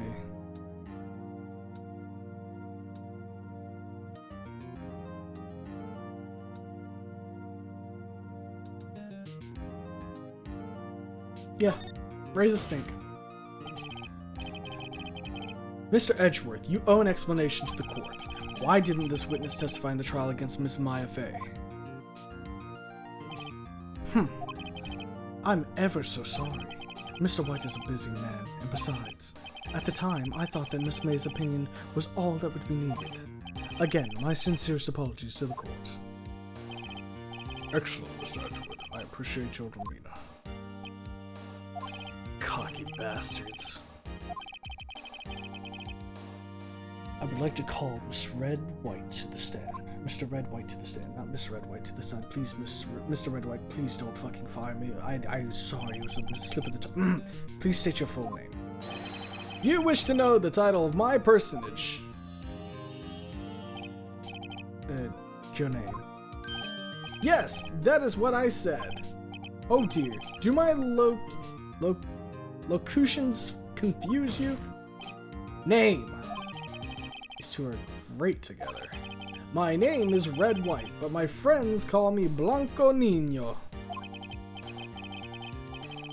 I am the CEO, or to use a more common term, the president of Blue Court. Did you know the victim, Miss Mia Fey? That would be a negatory. No, I did not. You were at the Gatewater Hotel at the night of the murder. Correct. And you witnessed the murder from there.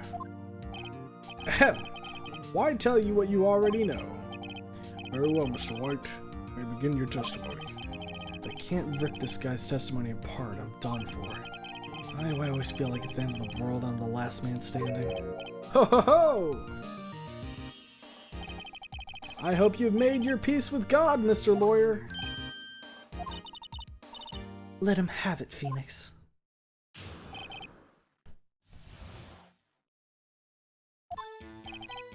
Let's see, it was about 9 o'clock, I believe. I was quietly perusifying. I fucking hate you. Or that's reading to you some papers by the window. I feel like he's directly attacking me. Then I heard a bedlam coming from outside. Surprised, I turned to look at the building across the way. It was then I saw him, a spiky-haired man attacking a woman with long hair. Needless to say, that man was none other than you, Mr. Lawyer. I called Miss May over at once. She, too, was flabbergasted, of course. The victim, she ran away, but you gave chase. Finally, there was a terrible impaction. Then it was all over. If things occurred as you testified, then I'm afraid the defendant is guilty. Very well, defendant. Mr. Wright. Your cross-examination. Yes, Your Honor.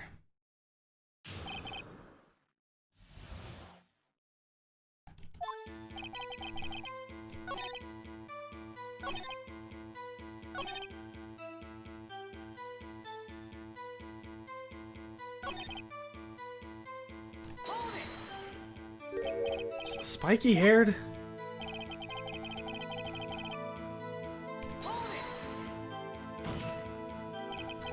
What you just said directly conflicts with Miss May's testimony. Miss May clearly stated the assailant looked like a girl.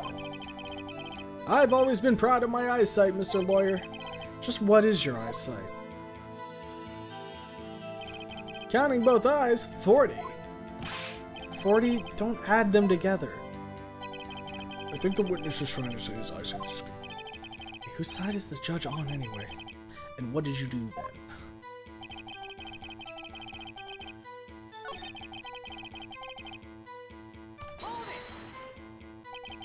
Can you be a little more detailed about that? I think it's worth knowing exactly what happened. Of course.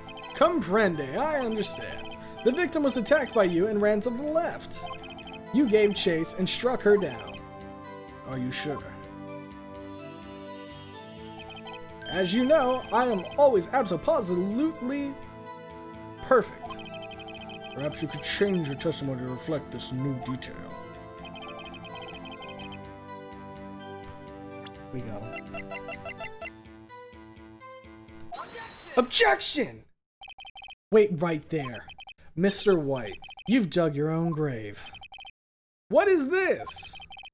You said the victim ran to the left, but that directly contradicts Miss May's testimony. She clearly stated that the victim ran right.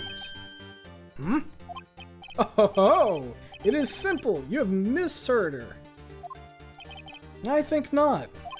Look at the floor plans. The killer was here, and the victim was here. If the victim ran to the left, as you claim she did, she would have been running directly away from the door. She would have been running into a dead end. Don't you find that odd? Huh? Very strange. I did see her run to the left. I did. Phoenix, look at his face. I don't think he's lying about this one. True. Maybe you really did see the victim run left. So he did witness the killing? Wait a second. Mr. Wright? Yes, Your Honor? Miss May says right, and Mr. White says left. Can you explain this contradiction to the court?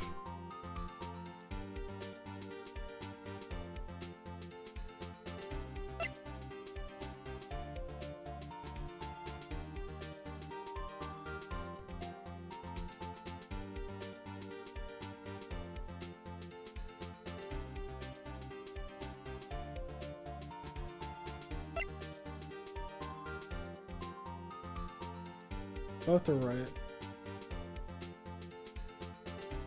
One's referring to what you would see when you're looking at the window. The other would refer to what you would see if you're standing in the room. Both witnesses are telling the truth, for once. Ha! I doubt it. Rather, that does not clear up the contradiction. There's one scenario that would explain their conflicting accounts. What? Obviously, the witness was not viewing the crime from the hotel.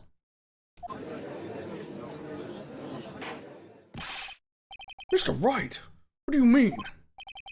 Yes, what do you mean? He was not viewing the crime from the hotel. If he was not in the hotel, where could he have been?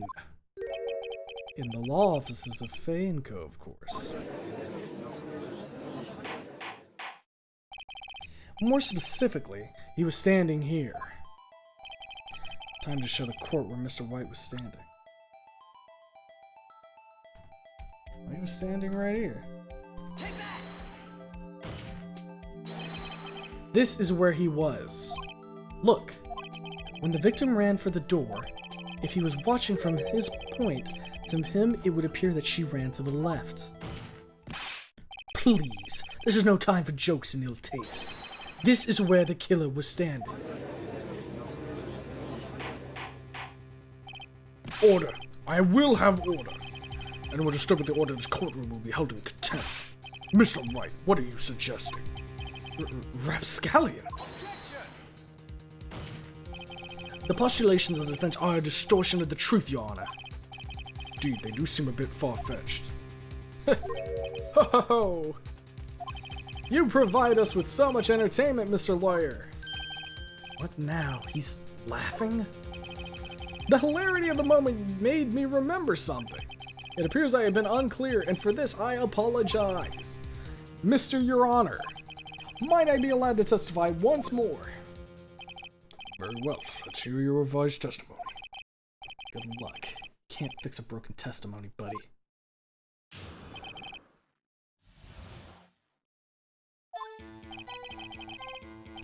Miss May's testimony was correct, as was mine. You see, I was the theater kid, so right is left. When you assaulted the girl, she first ran to the left, and then you hit her, savagely. That is what I saw.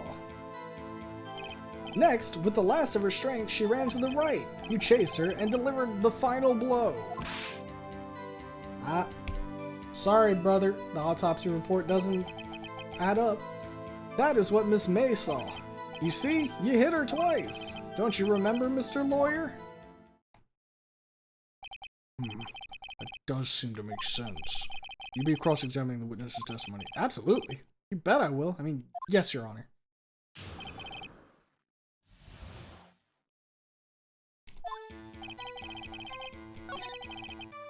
So, let's make sure.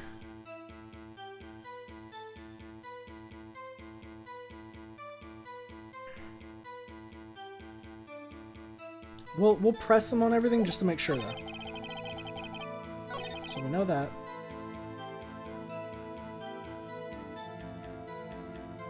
Let's press them on this real quick. What do you mean first? First? That is what comes before what happens next. You do speak English, right? Please sit back, relax. I will try to use simple words for your benefit. First, she ran to the left, and then...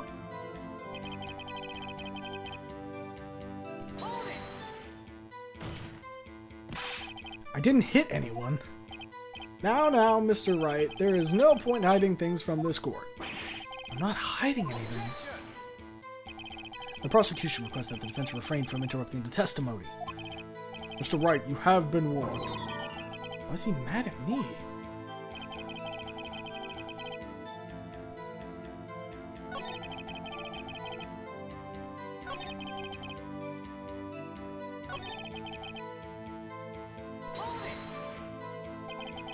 So you're watching both times? I suppose I was, and please excuse me for not testifying to this sooner. What do you think, Phoenix? I think we've got him right where we want him. He slipped. Let him laugh for now. I'll soon wipe that smile off his face.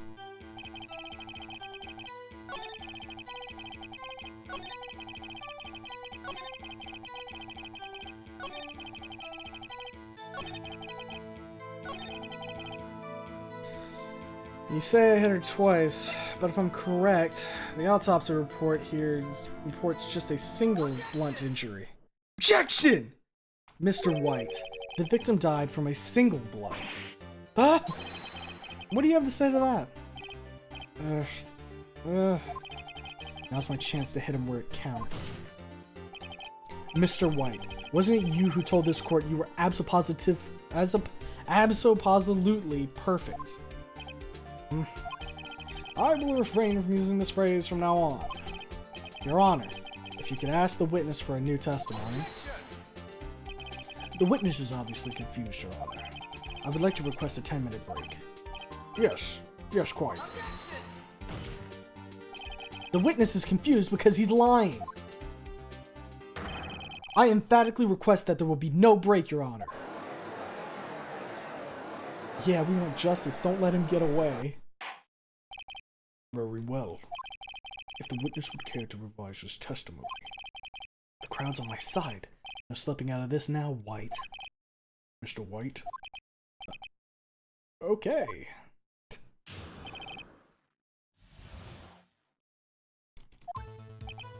Well, you see, I looked at the other window when I heard that thing fall. Then the next moment I saw Miss Mia run to the left. The killer, you, attacked her, but she dodged. Then she turned and ran for the door. Then you did her in with a single blow. Thwap indeed. Very well, you may begin your cross-examination. Mr. Your Honor, my stomach, you see, it is hurting. Deal with it. This is almost over. Alright.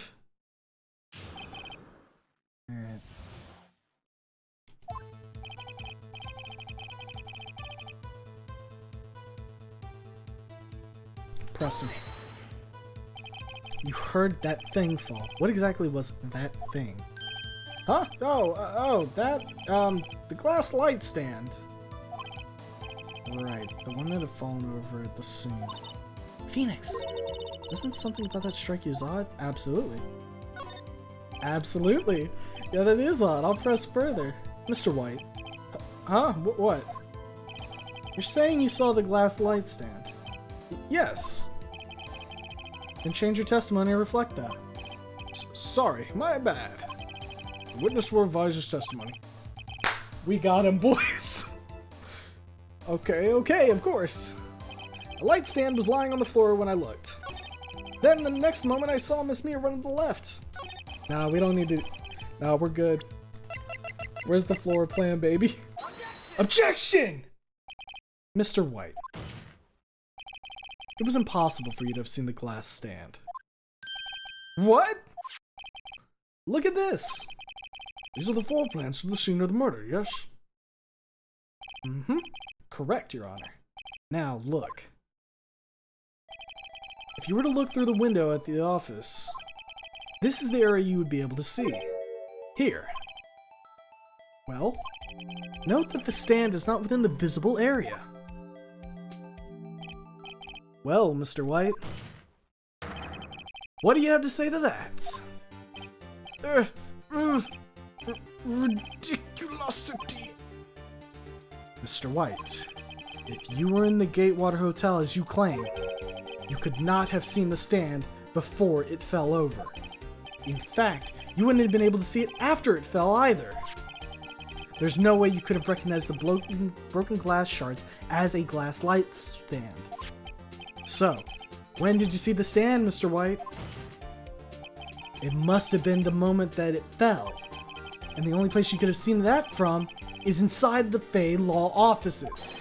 In other words, you were at the scene of the crime when the murder took place!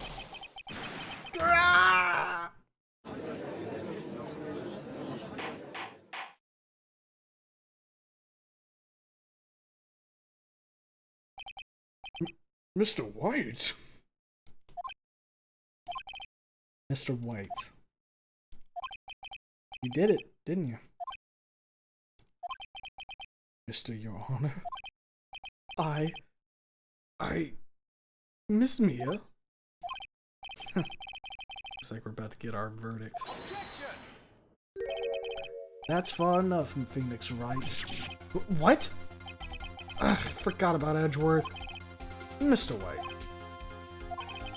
I think the time has come. Shouldn't you confess your crime now? What? I said you should confess your crime. Ergo, confess that you placed the wiretap. Wiretap? No, I'm not letting you scapegoat April here. Order, order! Mr. Edgeworth, explain to the court what you mean by this. Distinguished members of the court, Mr. White is slightly confused. Allow me to explain. I really don't like the way this is headed. As you know, Mr. White is the CEO of Blueport.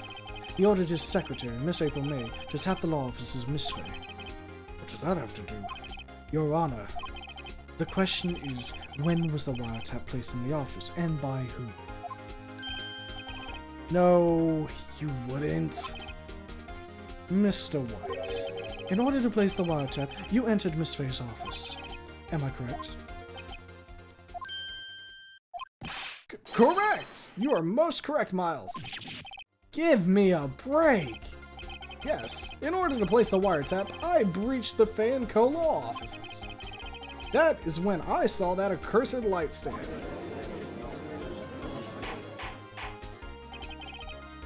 Now I'm confused. Please explain to the court what all this means, Mr. Edgeworth. Gladly, Your Honor. Mr. Phoenix Wright has made his position quite clear. He has determined that Mr. White knew the glass stand was in the office.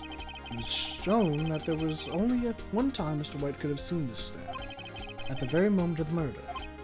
Thus, Mr. Wright would like you to believe that Mr. White was the murderer. I see.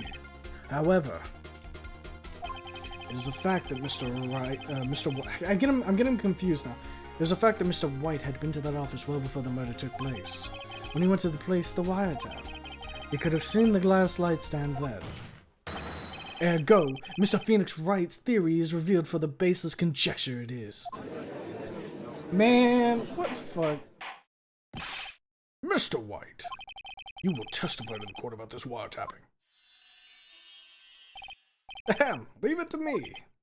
I feel faint.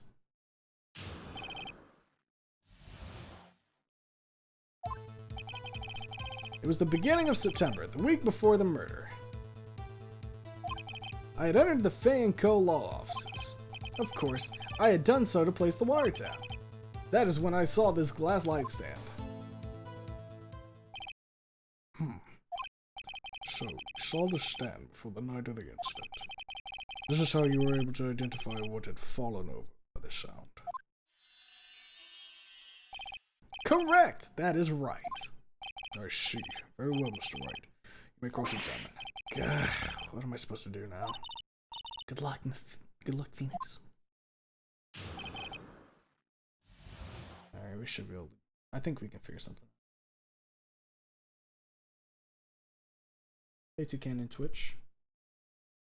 You're catching us near, I think, the end of this trial. It's the beginning of September, the week before the murder. Press him. Do you have proof? Miss April May knew of details of Miss Faye's phone conversation. This proves that the wiretap was placed before the murder. Yeah, blackmail guy. Huh. Right. I'd entered the Faye & Co. law offices. Press him. Was it really you that went into the office? Or was it Miss May? Unidentified fingerprints several days old were found in the Faye & Co. law offices. Those were obviously Mr. White's. If I know Edgeworth, he's already run a check on those prints. Now, Mr. White, tell us why you went to the Faye & Co. law offices.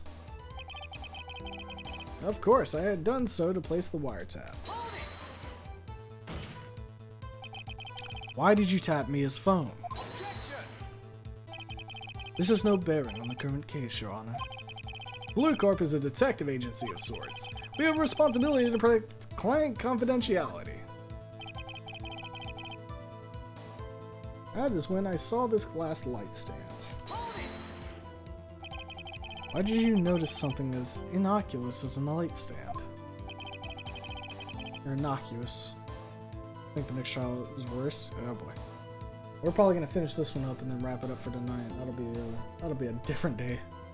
The light stand was made entirely out of glass. It was quite stylish, so I guess it made a lasting impression. Such a beauticious thing deserves attention, does it not? That is all. Damn it! There's nothing for me to press him on. Oh well, maybe he's rattled enough that I can bluff something out of him.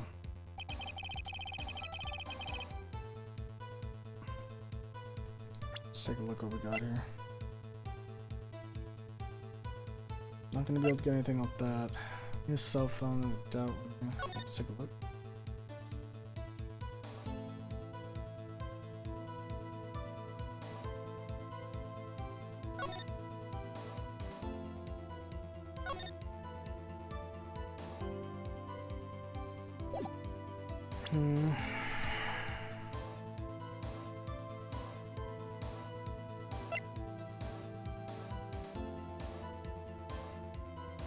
Mushrooms.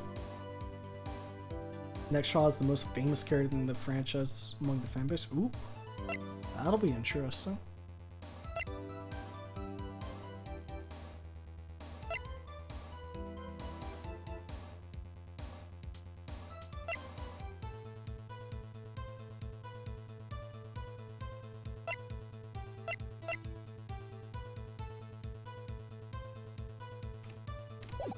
Let me see here. It's the beginning of September.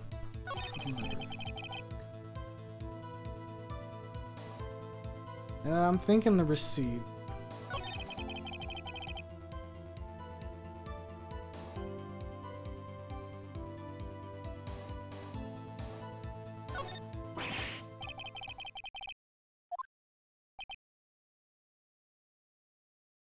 Tisk tisk. I'm afraid that's as far as you go, Mr. Wright. Time's come for you to admit your defeat.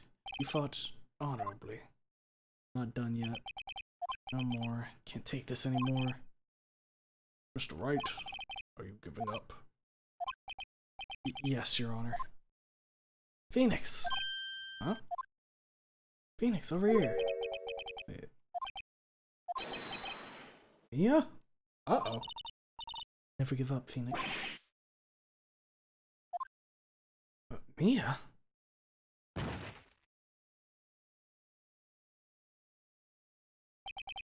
Where am I? The waiting lobby? What happened? Oh, right. Lost the trial. Was hallucinating.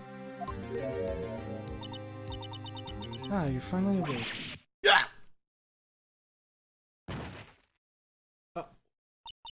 Hey, Phoenix!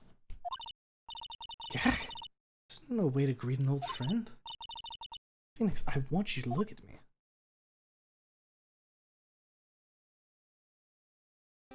What? You're... Aya? Didn't you know the Fey women have a strong psychic powers? When you accepted your defeat in court, it appears that was enough of a shock to awaken Maya's true powers. So, Maya is channeling you, Mia. That's right, I'm Maya, but I'm also Mia. Now, I want you to listen to me, Phoenix. Maya never gave up. You can't either. That's what I came here to tell you. Huh. But we don't have much time, Phoenix. Now listen, you've already won. Huh? You have that receipt in the court record, right? Yeah, that's... Oh, yeah, the one you wrote. Why on? Phoenix! White wrote that, not me. So what do I do with it? Look at the front of the receipt. The front? It's a regular receipt. Looks like it's from a famous department store. $1,000. Wow, big spender. Item, glass light stand. Date of purchase, September 4th. Wait a minute. September 4th! That's right, Phoenix. I bought that light stand the day before I was killed. Whoa. Now, what did Mr. White say in his testimony? It was the beginning of September, the week before the murder. He said he saw the light stand before the murder. There you go. I think the court is about to reconvene. Go do it, Phoenix. You know you're innocent. Now you just have to prove it. Right. Receipt updated. So we wouldn't have been able to actually use this, I guess.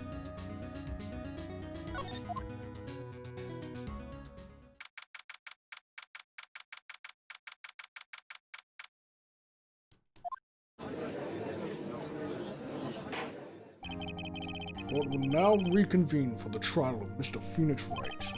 Is the defendant... Rather, are you alright, Mr. Wright? Yeah, sorry, Your Honor. I'm fine now. Then let's start where we left off. Your Honor, there is nothing to go back to. The cross-examination of Mr. White is finished.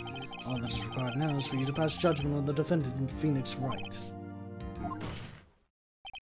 Your Honor, please give me one more chance. I promise you, this is the last time I'll ask you. But, as Mr. Edwards has noted, the trial is more or less finished. Mr. Edwards, do you have an opinion on this matter? I say, let us give Mr. Phoenix Wright his last chance. Very well. You may begin your cross-examination.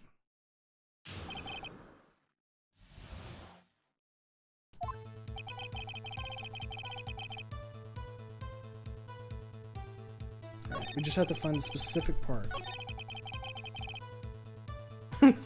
This would come back to bite him in the ass. Pressing. Why did you know something? Okay, yeah.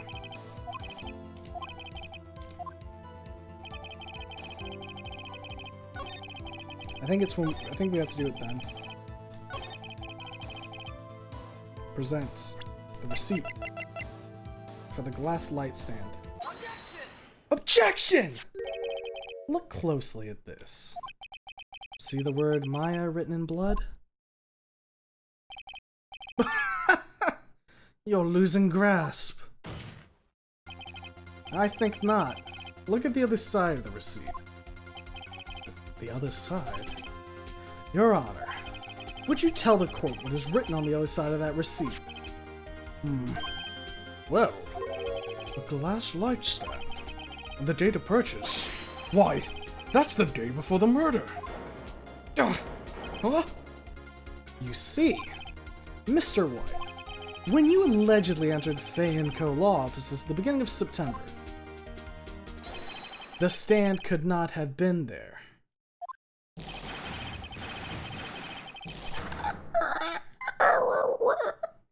Famous characters in case 4, got it. Well, Mr. White, can't get out of this one, can you? No. It's impossible. Uh-oh, he's losing it. Well, Your Honor, I understand there must be quite a bit of pressure on you. But I think you'll agree, you can't judge me guilty under these circumstances. Very well. Then, that is all for the trial of...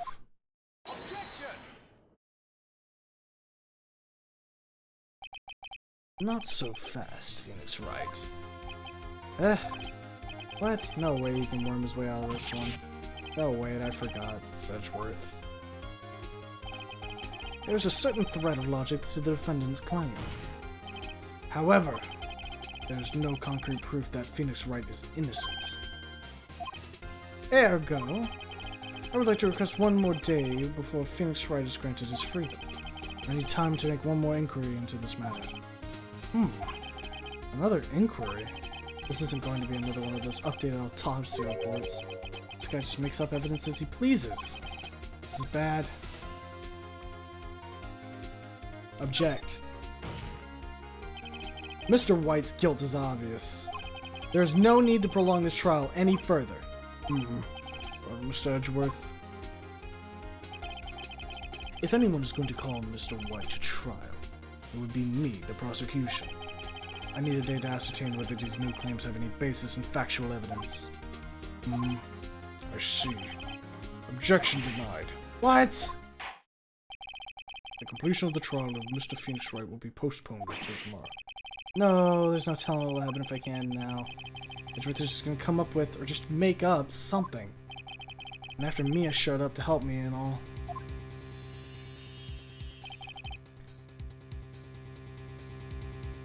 Case 5 sucks and it's non-canon. Mr. Your Honor, may I go home? Of course. Thank you for your time. Gah. The witness will stay. Mia? Phoenix, read this note out loud. Mia, what's this? Memo received from Mia. Your Honor, if I may. You're quite persistent today, Mr. Wright. You bet I am. My life is riding on this one. I have something I would like to read to the court. Mia's memo.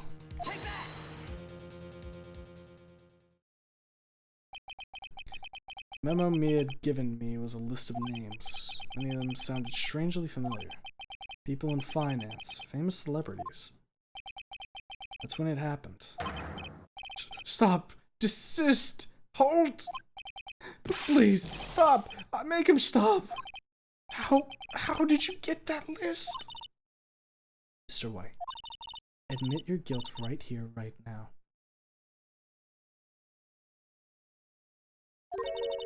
Or else this list will be released to the press. Ace Attorney was originally GB. Case 5 was added DS remake as a lot of touch controls and a confused story. Ugh. Well, we'll just have to see how I handle it when I get to it then. I confess. I confess, I did it. I hit her. I hit Miss Mia with the thinker. Case closed, Your Honor. Dude, Edgeworth is so pissed. Well, I see no reason to continue this trial. Mr. Wright? Yes, Your Honor? You've done it again. That was quite a spirited defense. Yes, Your Honor. I guess you could say that. You knew how spirited it was. Well, this court finds the defense, rather, the defendant, Mr. Phoenix Wright, not guilty. Let's go, I'm not getting jailed. That is all. Court is adjourned.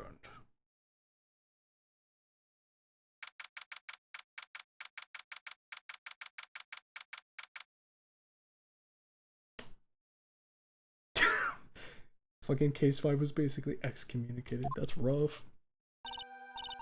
Well, I never thought I'd be saying this again, but congratulations. You're lucky I was born a Fae.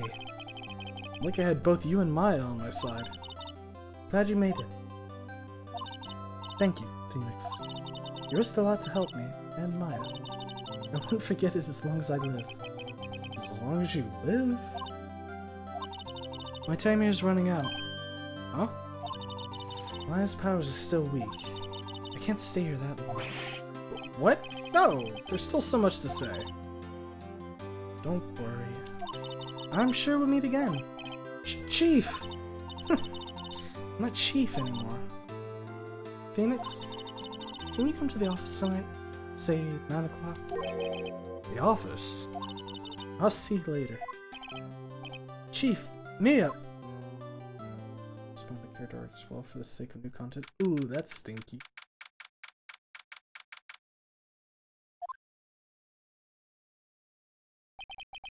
Being here, it's hard not to think about that night. You came! Mia, I was kind of worried you might not. Huh? Of course I came.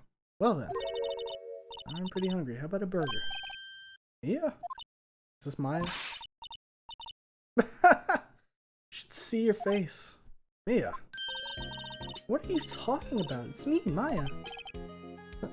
Maya? What? Did I look like my sister?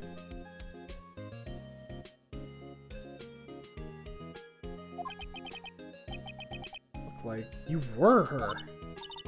I might be able to use that. Oh, Phoenix, go to the store and buy me lunch, would you? Maya, why are you here? Because it is. See? Mia wrote me a letter. Take care of Phoenix for me. Take care of... Huh? She means the office. This office. Someone has to help with the new Wright & Co. law offices, right? And who better but me, Maya Fey, reporting for duty. Wait, no, on second thought, let's make this casual. Yo, Nick! Maya here, ready to get down to business. You don't mind me calling you Nick, do you? It's a great name.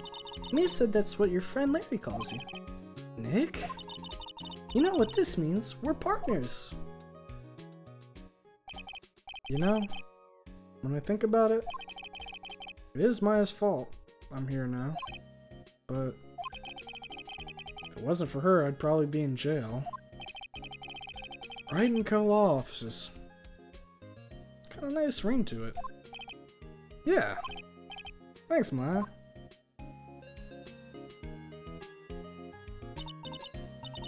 Good luck, Phoenix. I'll always be here, watching.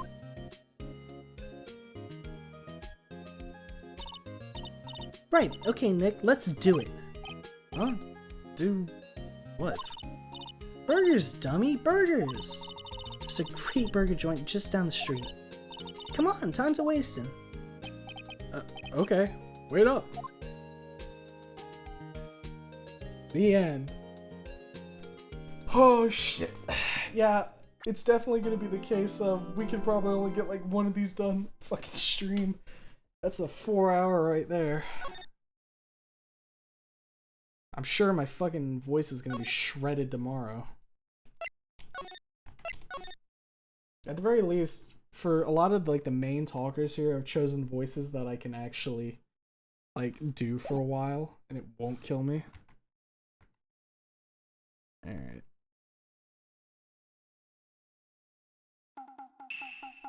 Case 3 is a bit better. Oh boy. Excited to see how this goes. I would like to. Can I pause maybe? I guess I should have stayed at the save. See you in hell, evil magistrate. We'll watch the beginning of this, and then once we can end it, we will. A warrior's swords gleam and strike in the moonlight. One has fallen, but who? Only the moon knows. Man, don't talk about the moon. I don't want to think about fucking. I want to be the guy.